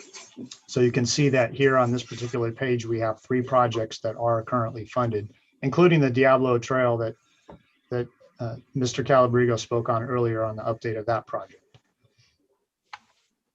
Again, this is the rest of the project listing for the corridor projects. This is all 44. And then moving on to the spot improvement projects. These are specific estimates. We didn't do a high or low because with spot, we could kind of hone in a little bit more on what that project may cost. And again, we have a funded column here as well. So it's easy to see what's already funded in our capital improvement program. And again, these are listed chronologically. And this is rounding out the 50 spot improvements projects. And then finally, this last slide, this is a summary of what our funded amount is and unfunded. So on the low end, we have an unfunded amount of $40 million in projects. We have a high cost of $52 million in projects. And we have $6 million currently in funding, whether they're corridor or spot improvements. So chapter 7, I'll just briefly touch on this. This was again what I mentioned at the top of the presentation. We added a wayfinding strategy, which this could be a very exciting project in the future to help create a sign-specific project for bicyclists. Again, it goes through what the principles of wayfinding are. You want to make it simple for bicyclists so they can read it while they're riding. You want it to be predictable. You want to keep users moving so they can make advanced decisions when they approach a destination or an intersection. We went through and we did a tiering of top destinations in Danville. Our tier 1 include our downtown, more high level, Mount Diablo State Park, the adjacent cities, all the way down to our tier 3, which is our specific locations, such as of course, our public facilities, such as the community center, the town green, and our local parks. And again, we have a map that corresponds with that as well. So you can see every one of those tiered locations and what would be proposed for a future project for bicycle wayfinding. So next steps, adoption and implementation. So I want to spend a couple of minutes here to go back to the projects again, because this is important to recognize that we do have quite a few projects that are in the works already, which is great for our bicycle master plan, because that means we have a jump start to start addressing some of the programs and projects that we have already identified. And this is a snapshot of projects that are in our existing CIP. The projects in bold here that you see they made the top 5 in the bike master plan. And then you can see the status, whether they're funded, partially funded, or unfunded. As you can see in the spot improvements, we have a couple of projects that are currently funded and that are in the bike master plan as well, including RFB systems at Iron Horse Trail and Del Amigo. And on the corridor improvement side, we have a couple of projects that are also funded currently. The San Ramon Valley Boulevard improvements projects for bicycle buffers as part of those pavement rehabilitation projects. So this gives you kind of an idea that we already have projects in the queue for the near term, and then some of these other projects too that are partially funded can hopefully commence within the next year or two as we get full funding for those projects. So other near-term implementation strategies on the programmatic side, again, not to harp on the funding, but staff is always going after grant funding at the state and federal level, and of course working with CCTA to try and deliver some of these projects and get a funding program for those. Potentially we could start development of plan and estimates for a townwide wayfinding project, which would be exciting. But more specifically on the programs that's recommended for near-term implementation, again, is establishment of a town-appointed bicycle advisory committee, which I know we had quite a bit of discussion the last council meeting, and that I'll again touch on briefly here shortly. Launch bicycle counting stations. This is something we'd like to do right away at a couple of locations and expand that as funding allows in future years. We want to start doing some of the outreach, more of the low-hanging fruit, I guess you can say. Publish quarterly bicycle collision data, develop maps, get out our educational and our how-to materials, such as flyers, videos, those types of things. Active bicycle enforcement, work with our police department on potentially monitoring high collision locations and maybe doing focused efforts there, particularly along the Iron Horse Trail. And then something that's been in development that the council will hear more of as the summer goes on here is potential launch of a San Ramon Valley-wide bike share pilot program that CCTA has been working on in developing. And along with that would come development of micromobility policies and safety initiatives. Oops, missed one. So the next steps. So tonight, of course, before you is consideration and adoption of the final bicycle master plan. And going forward from here in the fall, we begin implementation of some of these initial programs that I mentioned previously. Of course, continuing with the CIP projects that already are scheduled for either planning, design, or construction for this year.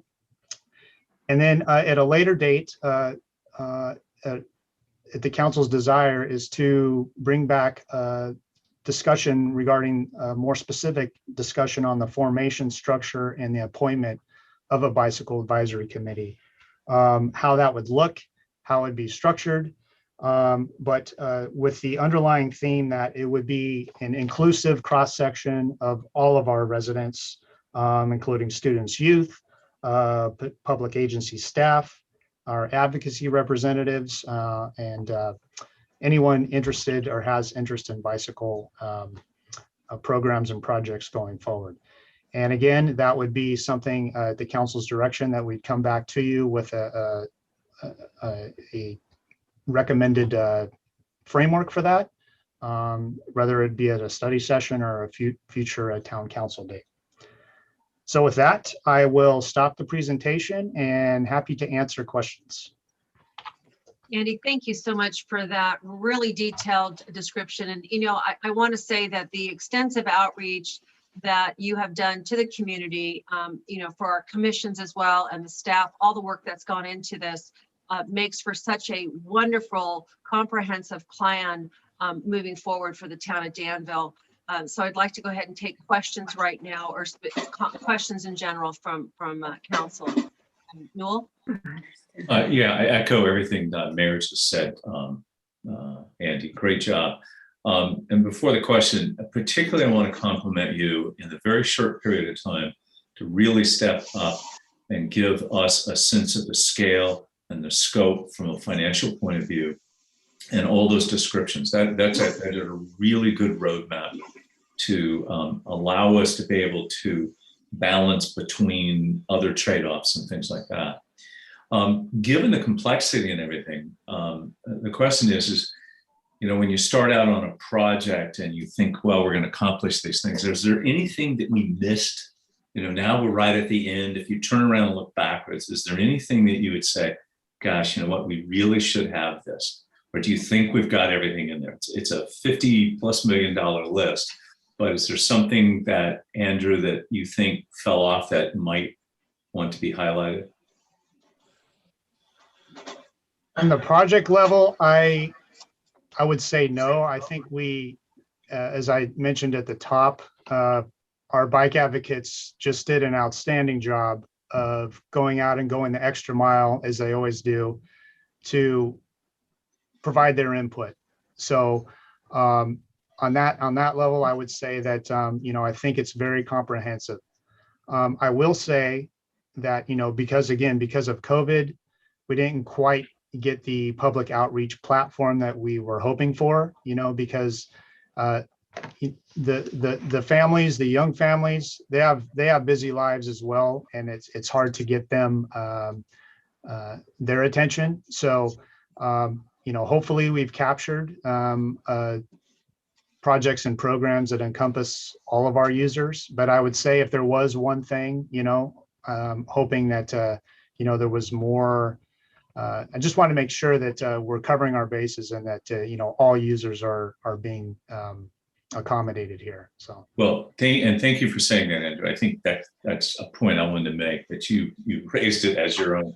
I think that maybe is just something that, as we approve this bicycle plan, it ought to have a footnote in there that this is a living plan that requires constant public input, and that we and the potential advisory committee will seek on a specific time period of every 2 years to go back to that, because there's a lot of popularity in bicycles now. And as you've seen in some of the comments we get, it's also a double-edged sword. There are people who don't like, because of the behavior of some very visible and very large groups of bicyclists and how they behave and interact, that we want to make sure we are always getting that pulse of folks. So if there's a way to write that into as an amendment to the plan, just a paragraph that highlights that, I think that's really valuable. So thank you for that, Andy. Okay, do we have any other questions from council? Karen? Okay, thank you. Okay, I'm not on mute. Thank you. So with respect to just a couple of quick questions, and it's always a pleasure to work with you, Andy, on transportation issues, because we have so many bicyclists on our staff, including you. The first one is on Appendix 2, which has the bicycle counts. And that's something I know that's going to continue going forward. But when I look at it, I see 2017 as the little purple dots, and I see 2018 as the little yellow dots, but I don't see the current dots on there. Are they on there? So in reference to the map, to this point, we don't have a lot of robust bicycle data. And what that data is, that's actually on the map with the dots, that's from our biennial traffic counts, where we monitor turn movements. And a lot of those are actual turn movement counts. So they're just during the peak periods. Yeah. So one of the things that, of course, we want to do is to be able to have full 24-hour counts. And one of in the appendix there, you'll see that there's a graph there of the Iron Horse Trail bicycle counts, which is full 24-hour, 365, 7 days a week counts along the Iron Horse Trail. And that really gives you a good gauge of how many cyclists there are. And these are actually deployed right now by East Bay Regional Park District. So they supply that data for us. But you're correct. The map is, there's a lot of holes in our bicycle data to this point because it's something that we have not actively collected to this point. Okay, well, I noticed that you're going forward with the 5 E's. One of them was including this counts. So the committees. The second question is the Iron Horse Trail separation that they're looking at it in the future for the Iron Horse Trail areas where it's possible. Are any of those areas included in this? And is there any integration with our bicycle plan? Yes, thanks for the question. It's a great question. So the actual separated facility, that's going to be a county/East Bay Regional Parks project. So we didn't want to perceive that we have any hand in funding of that type of project, although we certainly would like to be involved with how that proceeds. But to your last half of your question, absolutely it integrates with some of the projects that we have, including specifically the crossings, which are our jurisdiction and are our responsibility. So however those develop, as far as those parallel trails, we're going to have to work with the county and East Bay Regional Parks to be able to accommodate those at our crossings. Okay, thank you very much. And for the dedication of the people who have served to date on an ad hoc committee role. It's been invaluable to us as Danville. Thank you. Are there any other questions of staff? I just wanted to make one really quick. We've had the opportunity, all of us as council members, to really discuss this in great detail. And so a lot of the questions that we've had in the past have been answered. But one of the things I wanted to mention as well is, Chapter 7, the wayfinding strategy, particularly page 108. To me, it's so important we as not just avid bicyclists, because I'm not, but, I also like to walk as well. And so we had talked about, before having the access elements, but such as the monuments and things like that. But I think also the mile markers is so great because you're not just crossing over, you're not just attending to a bicycle community, but you're also, you're also going with kids that learn how to, this is mile 1, now we're on mile 2, and it's a great interactive thing for the families as well.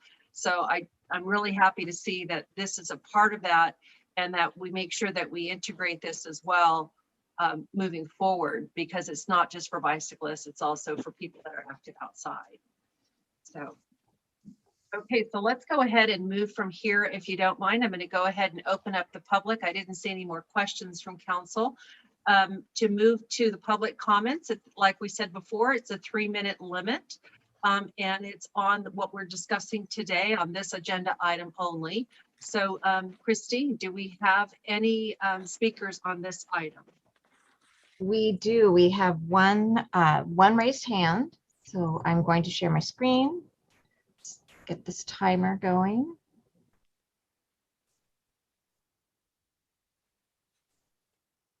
So we have 3 minutes, and the person that wishes to speak is? The first speaker is Alan Collin. Kaylin. Okay, Kaylin, excuse me. Good evening. Can you hear me? Yes, you can, Al. Welcome. Good evening. I urge the adoption of resolution number 38, 2021, the townwide bicycle master plan CIP C609. The bicycle master plan is truly a historic document for Danville. The plan is the foundation upon which future Danville leaders, staff, and the public will be able to identify, vet, and prioritize not only bicycle infrastructure projects, but also bicycle routes and paths, thereby improving the safety for cyclists throughout the town. It will allow Danville to compete for grants to improve bicycle safety and promote bicycling throughout the town. This is the first ever Danville Bicycle Master Plan. This is a historic document that the town council, staff, and public should be very proud of. I would ask everyone here today to take a moment and pause and reflect upon your contribution to this legacy document. Allow me to thank a few people who over the years have been instrumental in the development of the Danville Bicycle Master Plan. Let me start with the town staff. Joe Calabrio, Ty Williams, and Andy Dillard. Your collaborative style of leadership has been crucial to the development of this plan. Each of you should be commended for your hard work and professionalism.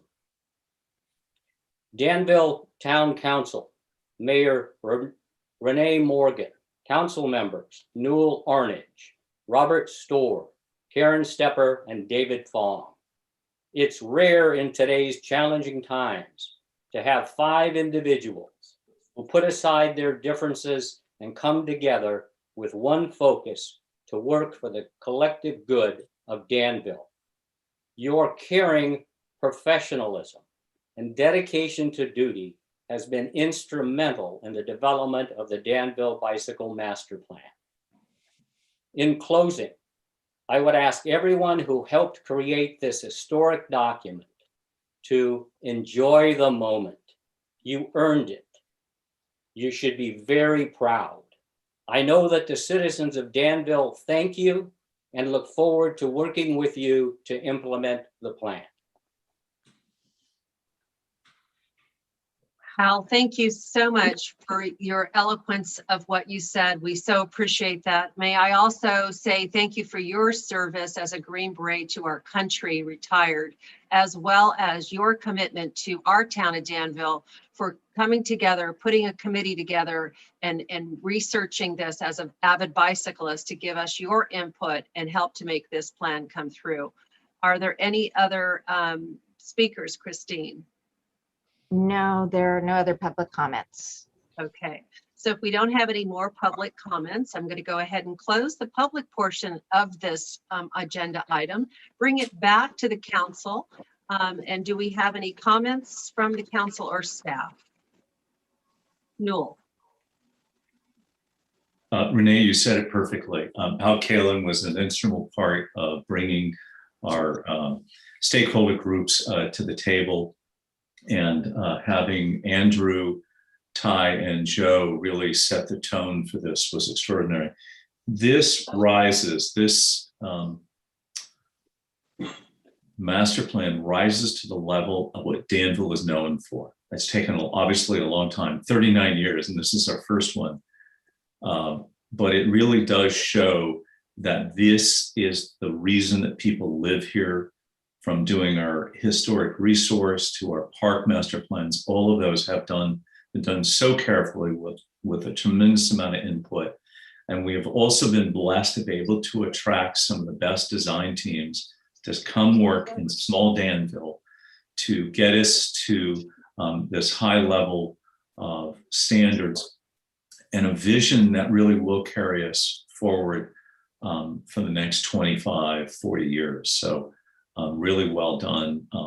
Be honored to make the motion to accept this report with that small caveat that Andrew kind of highlighted, that there be an appropriate community outreach on a periodic basis to make sure that we do get good general input from our community. Okay, any other comments? I have a motion on the table. Is there any other comments? Robert? Good, thank you. First of all, Andrew, excellent report. This is by far such an incredibly comprehensive report. The statistic, the data, the bicycle counts from East Bay Regional Park, absolutely incredible. 34,000 bicyclists. Somebody took the time to do this. Incredible report. And I remember that I was either on the planning commission or newly on the council. So that has to be like 10 to 15 years ago that we did a master plan or bicycle report. And I remember the report said 2 things. The question we asked were, who are our bicyclists and where are they going? And as I recall, the reports basically said, if you're riding north, you're going to go to Walnut Creek, you're going to ride down Harts or the Iron Horse Trail, and then you're going to come back to Danville and you're going to ride your bike down Railroad Avenue. And then you're going to stop at Pete's. And then the recreational bicyclists will be on the trail and the serious bicyclists will be on Harts Avenue. That was the report. Look how far we've come today with this report here.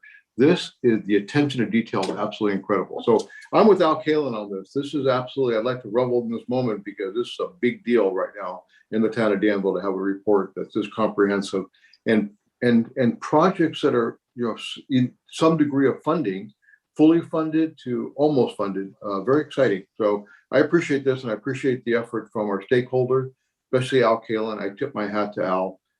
He drove a lot of this, and his input is always invaluable in my opinion. Thank you, I'll Robert. be happy to second the motion. Okay, so I have a first and a second. Are there any more comments from council? Karen? Yes, I always have to thank Al Kalin for saving my daughter, but not Diablo, but mostly for leading this effort outside of the realm of all of the staff time it has taken. I wanted to compliment the staff for turning on a dime, not just for COVID, but for adding the wayfinding. And I understand where it came from, but we hadn't been talking about that. Wayfinding that bicyclists can read very clearly and quickly. Just a great addition. And it just shows how you can change something and make it better, even at the last minute. So awesome job by all the staff. Thank you. Wonderful. Dave? Yeah, my final note, it compliments everybody. I think everyone has said it well. I'd like to just go ahead and vote. Okay, so you're done. There you go. Well said. Yay. All right, so let's go ahead and go to Christine for the vote. Okay. Councilmember Fong, Yes. Councilmember Stepper, Yes. Councilmember Storr, Yes. Vice Mayor Arnerich, Yes. Mayor Morgan. Yes. Okay, resolution number 37-2021 was approved unanimously. Thank you for all the input and thank you staff for being here this evening as well. We so appreciate it. Going on to item 9.2 is our consider adoption of resolution number 38-2021, authorizing the town manager to submit an appeal of Danville's 6th cycle draft regional housing needs assessment, which is also referred to as RENA allocation. And this evening, we are lucky to have our assistant town manager here this evening with us, Ty Williams. Welcome, Ty. Well, thank you, Mayor, for that warm introduction, and good evening, rest of the town council. If I might, I'd like to share my screen. I think I have the ability to do so, right, Christine? Let me see here. Hey, Ty, just note it's your voice goes in and out a little bit. Yeah, I was just going to say the same thing, Noel. So we have it's a little hollow sounding. So I don't know if you're able to reset that as well. Or lean closer to your mic. Is this a little bit better?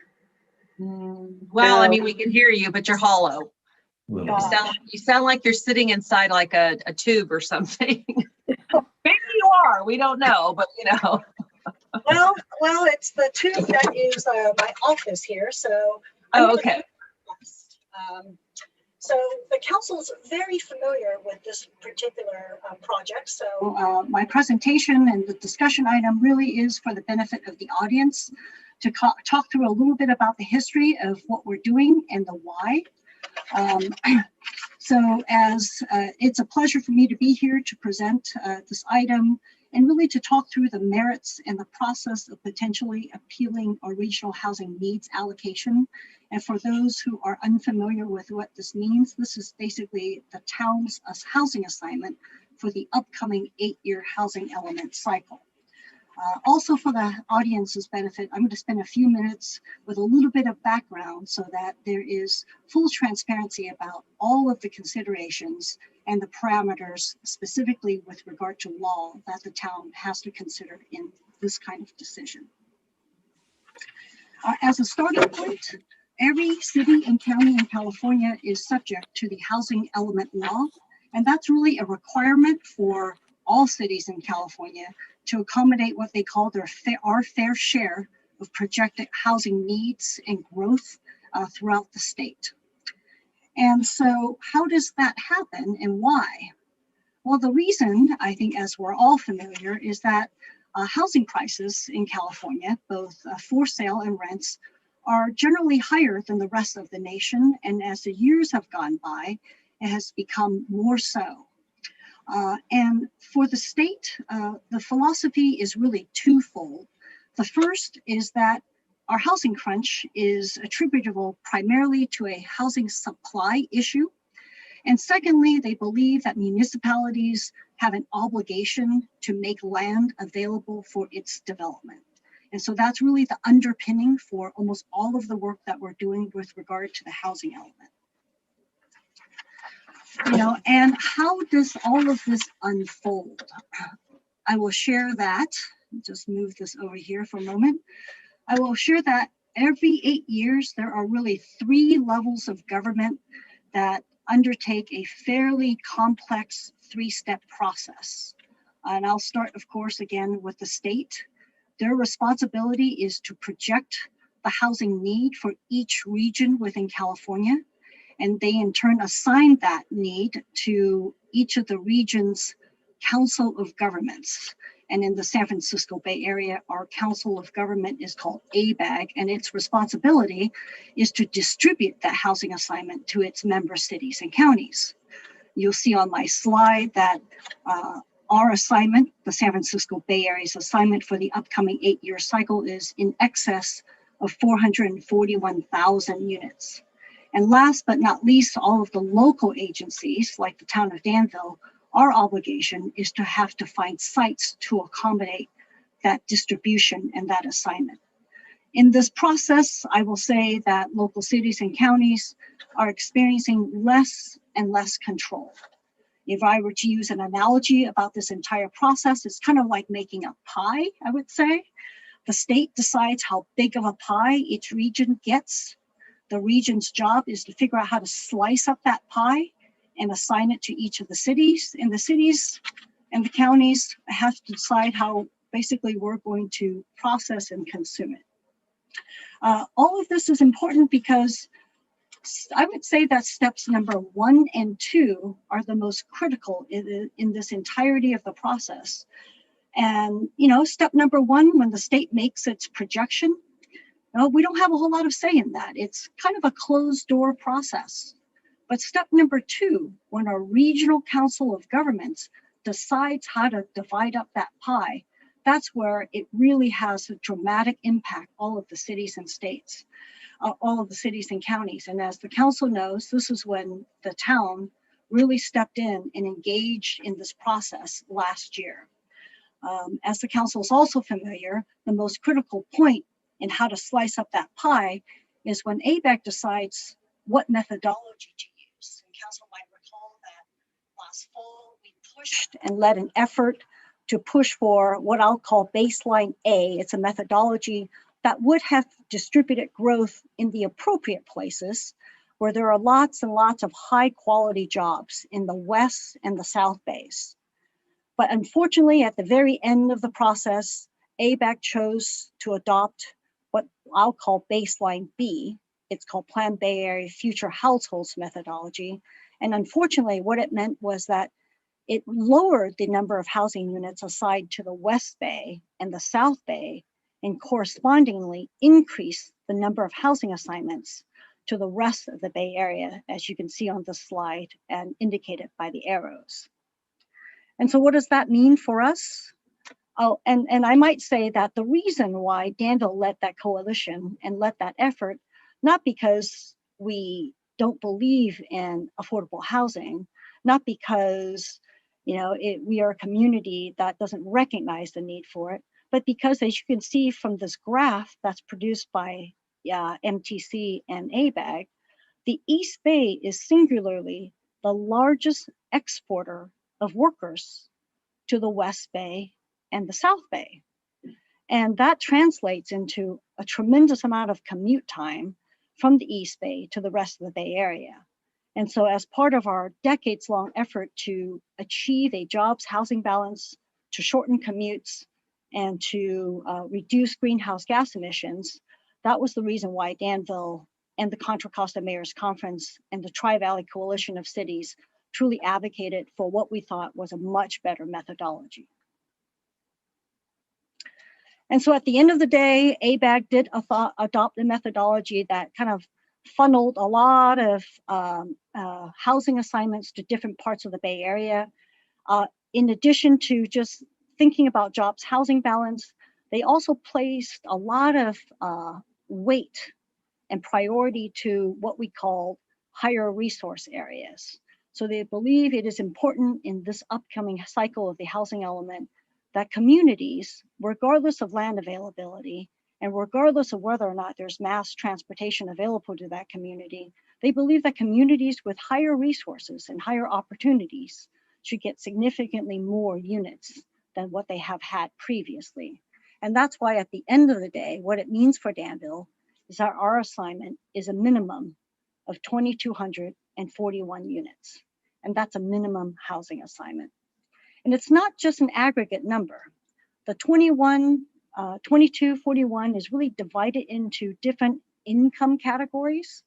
And so you'll see that on the far right-hand side of this graphic is Danville's housing assignment.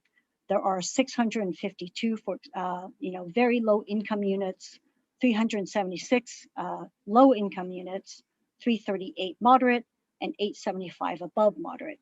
Now, to be clear, what this translates into is land use density. So for example, the way that we are required to accommodate very low and low income units is to find land that is zoned at a minimum of about 30 units per acre.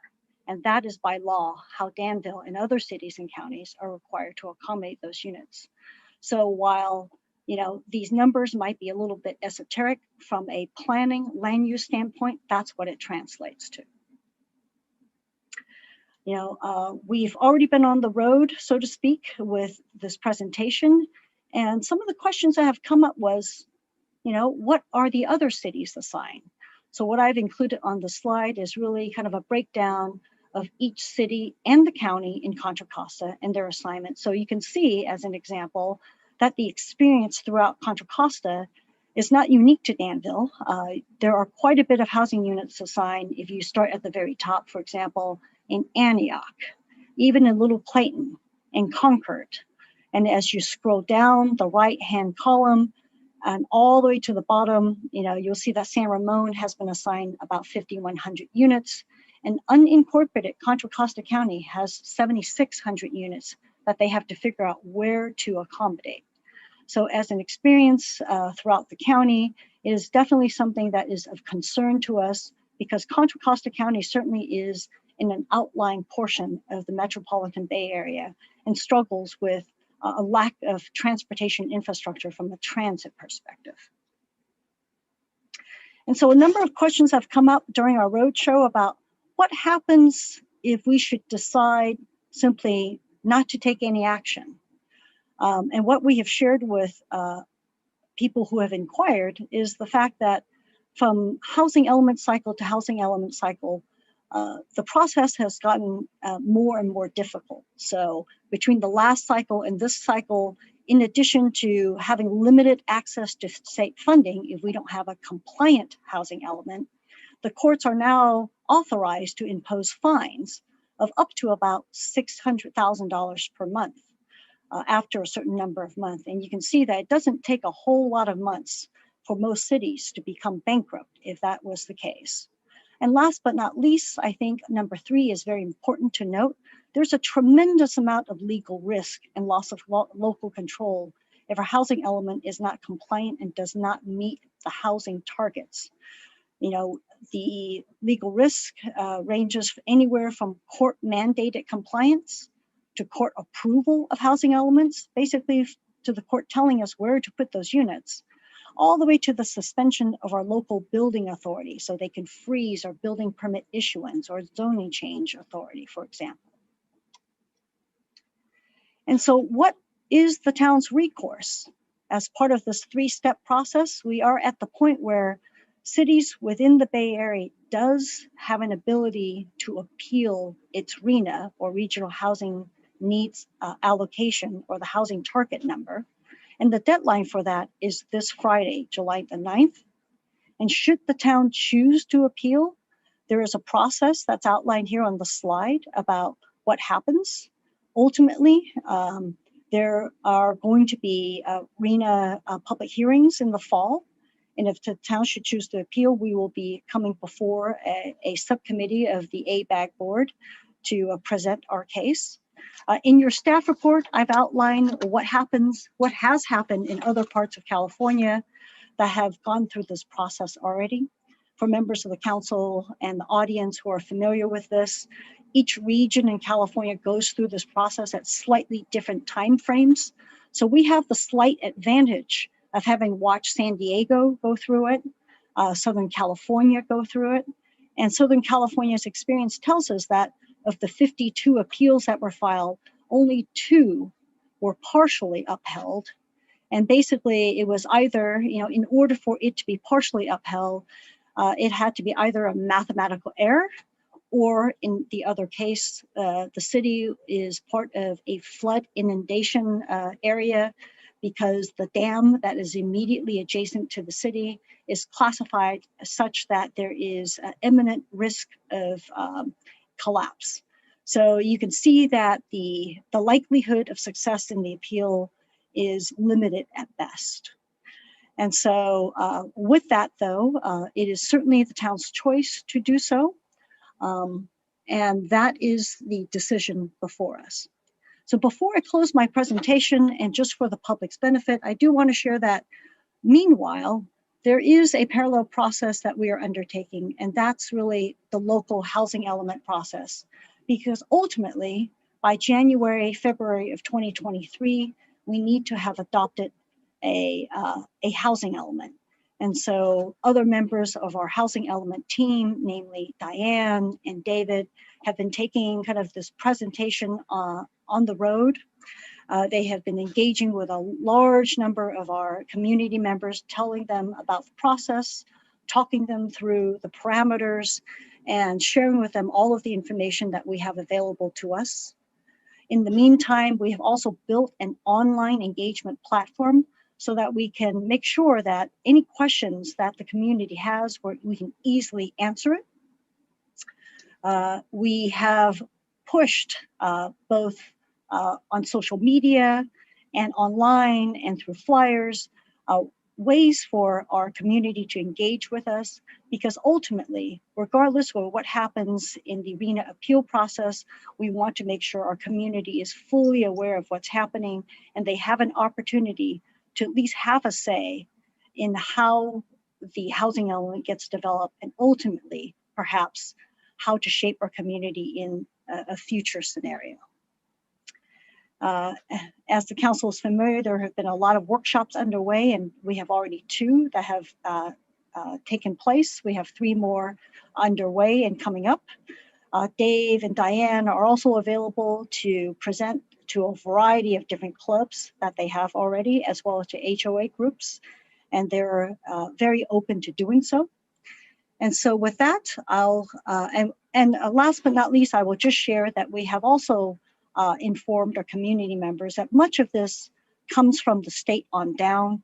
And if they have an interest, there is a lot to be gained in talking to our state legislators that represent this area, Senator Steve Glazier and Assemblymember Rebecca Bauer-Cahan. And so with that, I'll just conclude my brief presentation, and I'm happy to answer any questions the council or the community might have. Thank you so much, Ty. We appreciate it, and we were able to hear you very well. So on that note, I wanted to ask the council if they had any questions. Robert? Great, thank you, Ty. Thanks for the presentation. Not great news, but thanks for the presentation. Hey, what is the difference between an appeal and an objection? Thank you for asking that question.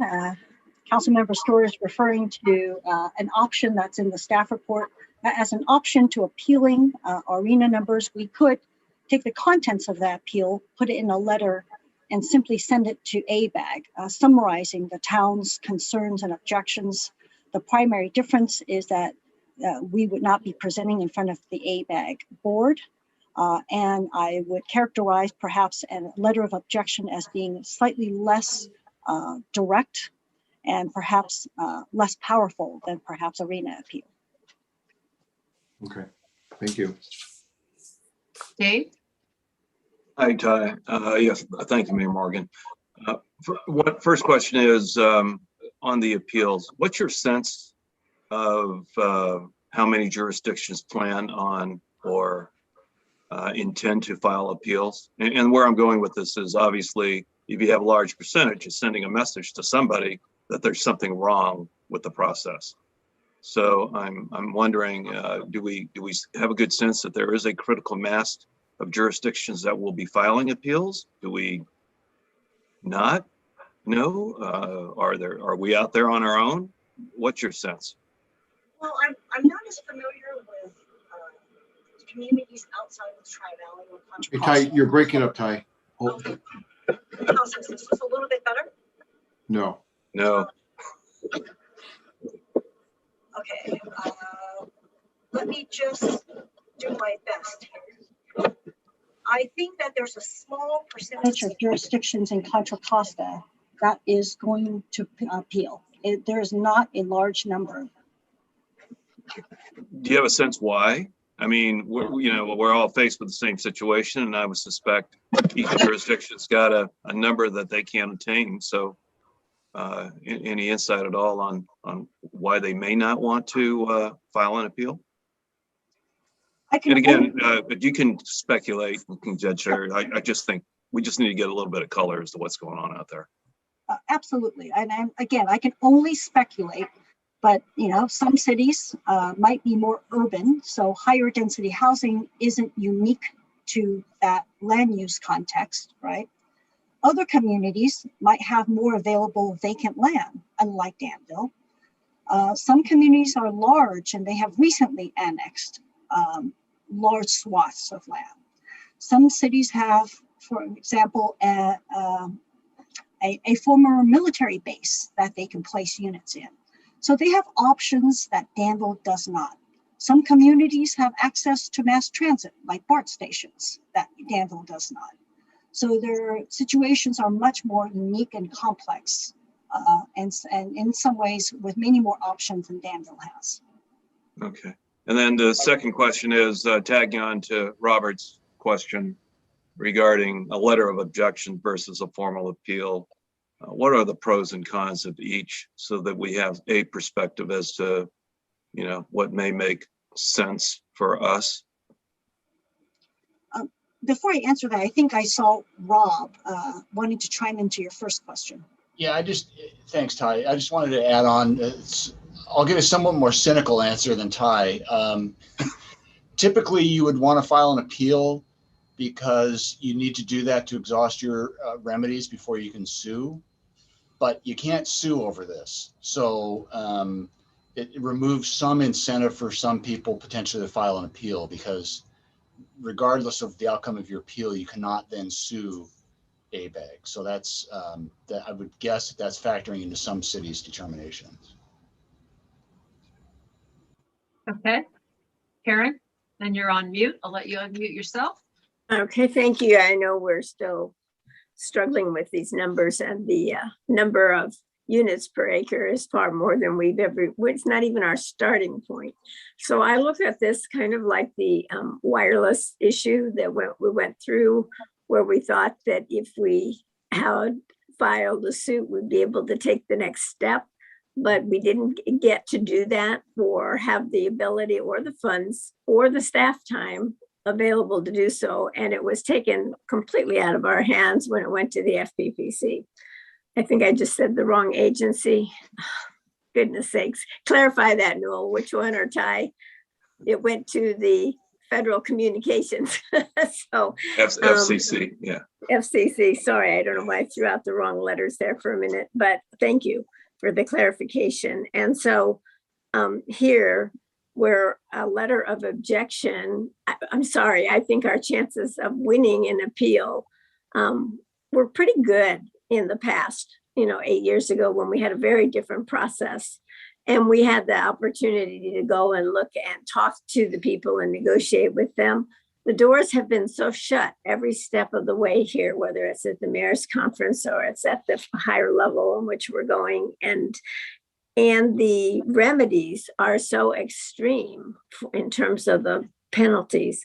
I'm not sure that's where our time should be spent, because I think, first of all, you've done just an amazing job here in explaining it, and will continue to do so. But we went, as the mayor's conference, even to the ABAG and tried to argue which should be the methodology, with no success. So I feel like our time and et cetera has been, well, first of all, it's been very, very well done, but it hasn't been heard. So I would think that a letter of objection would be the step that might be more effective here than an appeal, because we are looking at the appeals and where they've gone and how huge the numbers have been, even for San Diego. So that's just what I'm thinking at this point. So I'm trying to get any clarification you have on those points. So. Anything, Ty, you want to add on these pros and cons? It's coming from the same question that Robert and Dave already asked as well. It is a good and very legitimate question. You know, again, the cynic in me will share with all of you that regardless of which path we take, we will probably end up in the same spot, right? And so I think the question isn't whether or not we're going to be successful using a letter of objection or filing an official appeal. It's really about what statement the town wants to make to its community.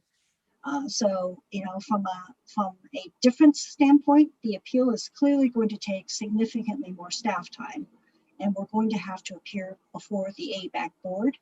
And, you know, the council is familiar with the fact that the rules of the game is set up so that it's difficult for us to appeal, and the grounds for appeal is very limited. It doesn't mean that, you know, we can't use it as an opportunity to state our case, but it is going to be stating our case in front of a spectrum of folks who may have already made up their minds. Okay, thank you. That's certainly what we saw before. We ran into no flexibility at all when we asked for the change in methodology, even though you'd come up with even a completely different route to get there with respect to businesses and who is representing our city. So thank you. Robert? Great, thank you. Ty, when we were involved with the mayor's conference, and there were 19 cities in the county speaking with one voice to ABAG and laying out the reasons why these numbers were extraordinary and probably not attainable. When we appeal, we drill that back down to the reasons Danville cannot support the 2,241 affordable homes. So it becomes very specific to Danville. So even if we're not able to, let me back up, even if we could actually just negotiate our very low numbers from 652 down to a more reasonable number, because those are extraordinarily difficult to attain, you know, that would be a win. If there was some portion of this that we could negotiate and not just a carte blanche look at this whole report, some of this we're going to have to accept. We already know that. And the right thing to do is every community by law has to look at some degree of affordable housing. But that appeal would at least send a message that we're not happy with these numbers, and nor would we ever accept this. And I think that's the basis of why we would do an appeal. It's much stronger than an objection, and it's probably the right direction to go. Hi, did you want to answer that? Yeah, I think I'm just nodding, listening to the council. It's certainly a policy decision that the council has to make. I would agree that it would certainly be on a much broader platform, and it does send a strong message. Yeah, but it becomes very specific to Danville and the reasons why we're not able to support 2,241 homes. Yeah. It would give us a venue to make that argument.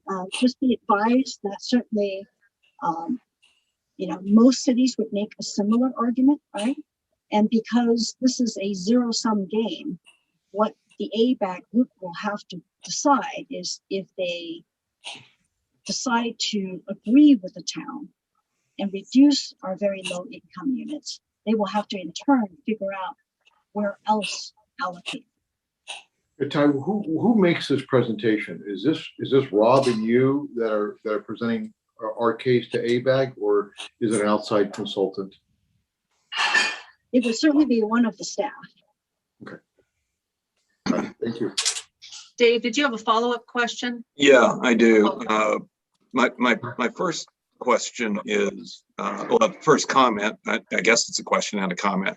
Regardless of which path we take, whether it's a letter of objection or an appeal, operationally, we're going to continue to move forward and do everything that we are expected to deliver on between now and 2023. And whatever the results are of whatever we do, and it's going to be well documented and it demonstrates complete due diligence, we're going to be able to show this is all we can do and we can back it up. And from there, we can then have a discussion with ABAG or HCD as to what that gap is. To me, at least we are committed to move forward to comply and intend to comply. I would suspect, having sat through an ABAG meeting this last week, that many of these jurisdictions, if not all of them, are going to be challenged. And they're all going to be going through the same exercise. And I think the end game is going to be, there's going to be a huge gap there. And a perspective that I have is that somebody at ABAG or HCD may say, you know, we got at least 50% of what we targeted as the bar. That's better than zero. Maybe that's, maybe that's the best we can accomplish for right now. Let's just accept these plans and move on for a period of time. But I guess my point was that we are going to continue to move forward regardless of which path we take, whether it's an appeal versus a letter of objection, correct? That's correct. Okay. And I'm glad you made that comment because I think it's important to state for the record that the town has always been committed to a full, transparent process when it comes to our housing element. This town council has always done that. We have always done our fair share. And we need to hold our comments. Let's get ourselves organized here. We all want to make comments on this. Quit making comments, open the public hearing. This is not, we're all dancing around to get our opinions out. It's inappropriate.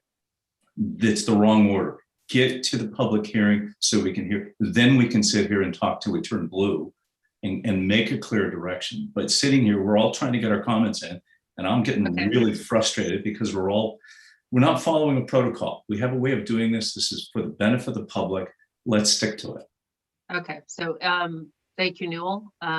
So Dave, did you have a question that you wanted to end that comment with, or would you like to? I'll hold my question. Thank you. Okay. So on that note, do I have any other questions for staff?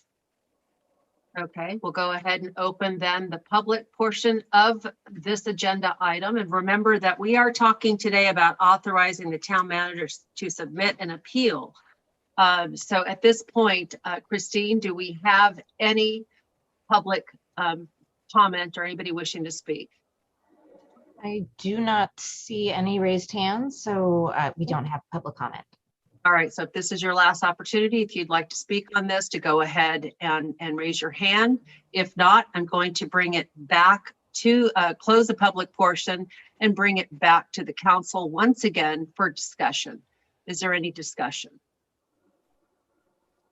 All right, well, I'd like to go ahead and make a couple of comments in my own way of saying that, you know, we have gone through this process before, and the allocations at that point in time were significant for Danville, but not to this magnitude. These numbers seem off. They are not adequate in a sense that we don't have the area to build. It is my understanding that, you know, back in January, we started writing, I started writing letters to the various, executive board of Association of the Bay Area Government and other entities to express our concerns with the numbers. We have been continuously told that it is all about the greenhouse gas initiatives and making sure that we adhere to that. Yet we're not adequately addressing the fact that we will be increasing the number of trips on the freeways and on the roads to get to our jobs if those type of houses are built here, because people will purchase and then they will drive. So it goes against what they've even told us that they wanted us to do. We are now having to backpedal and have to look at that. This is not about Danville. It's not in my backyard. I don't want to build homes. I don't want it here. This is about, we are built out to the extent that there's no way 2,241 homes would be a number that is even feasible. Ty, would you agree that, or would you concur that from a standpoint that we are largely built out and that the little that's underdeveloped or developed lands that we have left to redesignate for housing is already in high demand? And how would that economics fit into the town of Danville? Well, Mayor Morgan, I think you're asking about part of the process that had yet to transpire. That's the kind of the site inventory and identification of potential housing sites. But at first glance, I think it would appear that, I think we've always acknowledged that Danville is approaching build out and the available vacant land is very limited. And so to accommodate this kind of number, we will likely have to repurpose or rezone additional lands. That's going to be a challenge for us because rezoning land is going to be difficult because they will likely be underutilized land uses of another type. So if we were to convert, just as an example, more office space, we're going to reduce the number of jobs here in the community. And that continues to exacerbate the jobs housing balance. And I think you might be alluding to the fact that on the one hand, the state is telling us to make land available for more housing units. But on the other hand, they have adopted more stringent rules about what lands are viable for that purpose. So, there are many more constraints, many of which appear to be contradictory to one another in this cycle. So it's a challenge. Yes, well, and I want to commend our staff because you have done a fabulous job of not only being the voice for Danville, but to also let other cities in our area, including the Tri-Valley mayors, the opportunity to see what's coming down. This is not the first time we've heard about it. So I really want to commend you. And I've got Robert, you've got your hand up as well. Got you, there you go. You calling me? Okay. Yes, I did. So Ty, could you just touch base? And I was a little surprised with the statement that we're not able to use previous sites that were on our housing, special opportunity sites in between one cycle to another. So even if they're not built. Apologies if that was the impression. We certainly can if it's not built by the time we embark upon the next housing element cycle. So Ty, on page 3 of the staff report, and under the paragraphs that starts off with specifically. Specifically, it talks about, when we identify housing sites for this cycle, we're going to need to do a much more detailed assessment of whether or not there's economic viability associated with each of the sites we identify. For example, in the last housing element cycle, you all might recall that our former chief of planning had identified a number of different office building sites. If that had happened in this cycle, the state would likely make us demonstrate why those parcels are no longer economically viable for office and therefore be a viable housing site. So it would have been very hard for us to do that if the rules that exist today had applied back then. That's what I meant. Okay, got it. Thank you. Noel? Thank you. I think that we have one clear choice, which is what's before us tonight, and that is that we must do an appeal. And yes, it is more work. But it's actually critical that we do it on several levels. One, because on behalf of our public, the 39 years of history we have developed in our planning process to create Danville what it looks like today.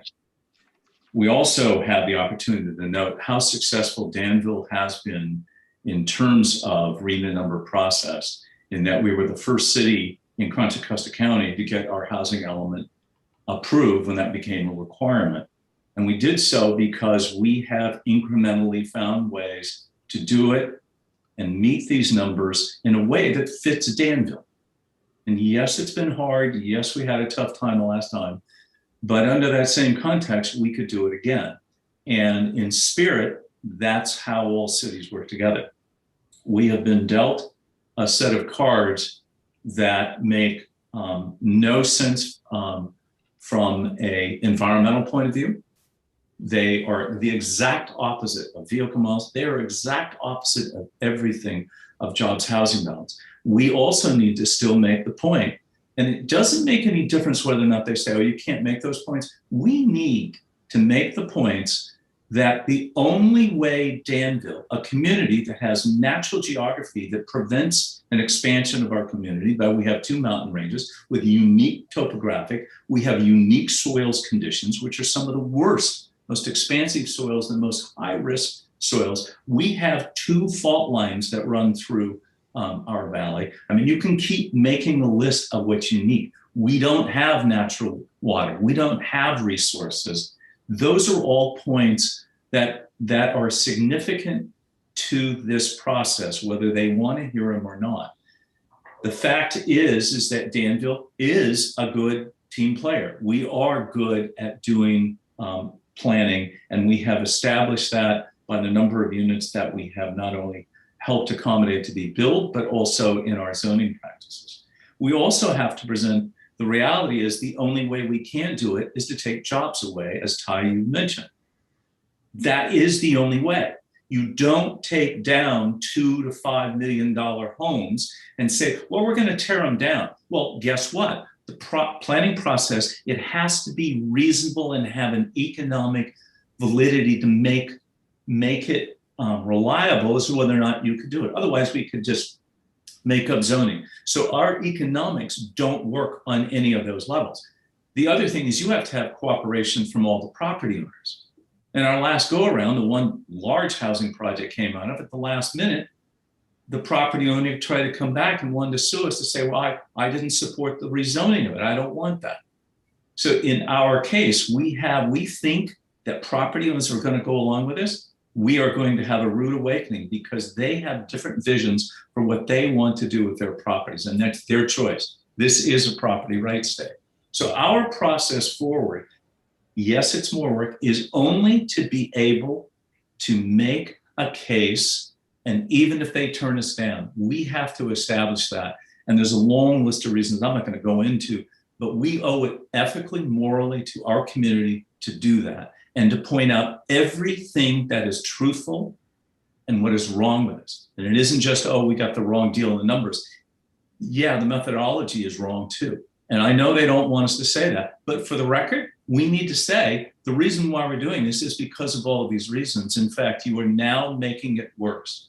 The reality is, what's the other real, the real issue here? This is a social engineering based on a weak study done by UC Berkeley, which says we are resource rich. That's a good fuzzy coverall word, and planners think it means something. What it means is they want to take expensive houses and find out a way to destroy those neighborhoods. We have the right as a community, as every community, to make what we look. We dress the way we are. We're not doing anything to keep people out. We have done a great job of providing low and very low income housing opportunities in Danville.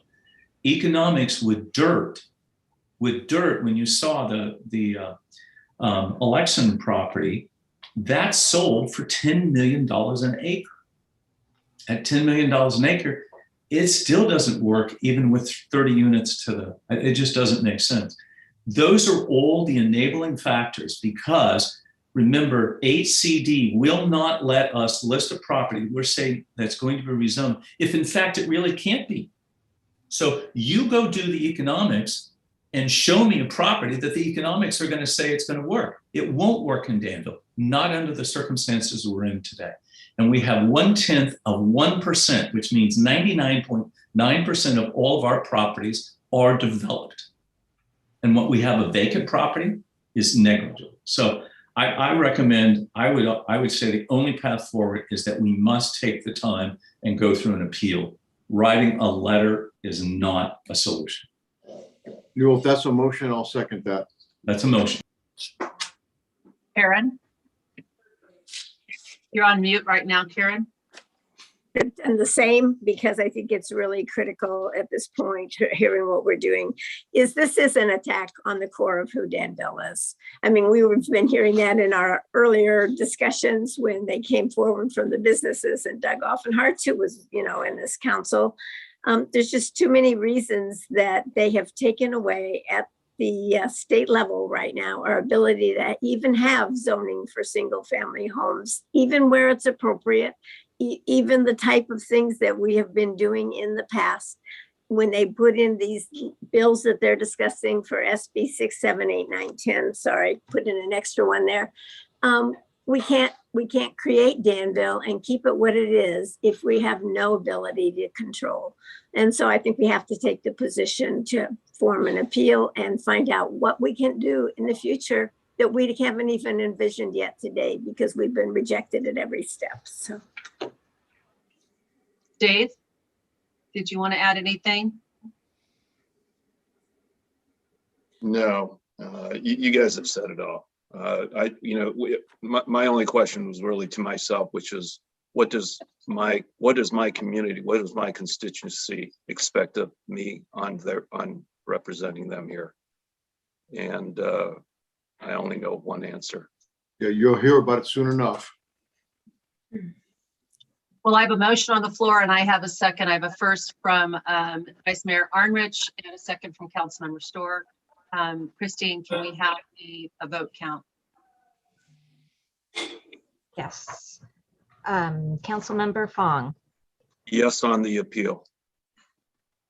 Councilmember Stepper, Yes. Councilmember Storr, Yes. Vice Mayor Arnrich, Yes. Mayor Morgan. Yes. Okay, resolution number 38-2021 was approved unanimously.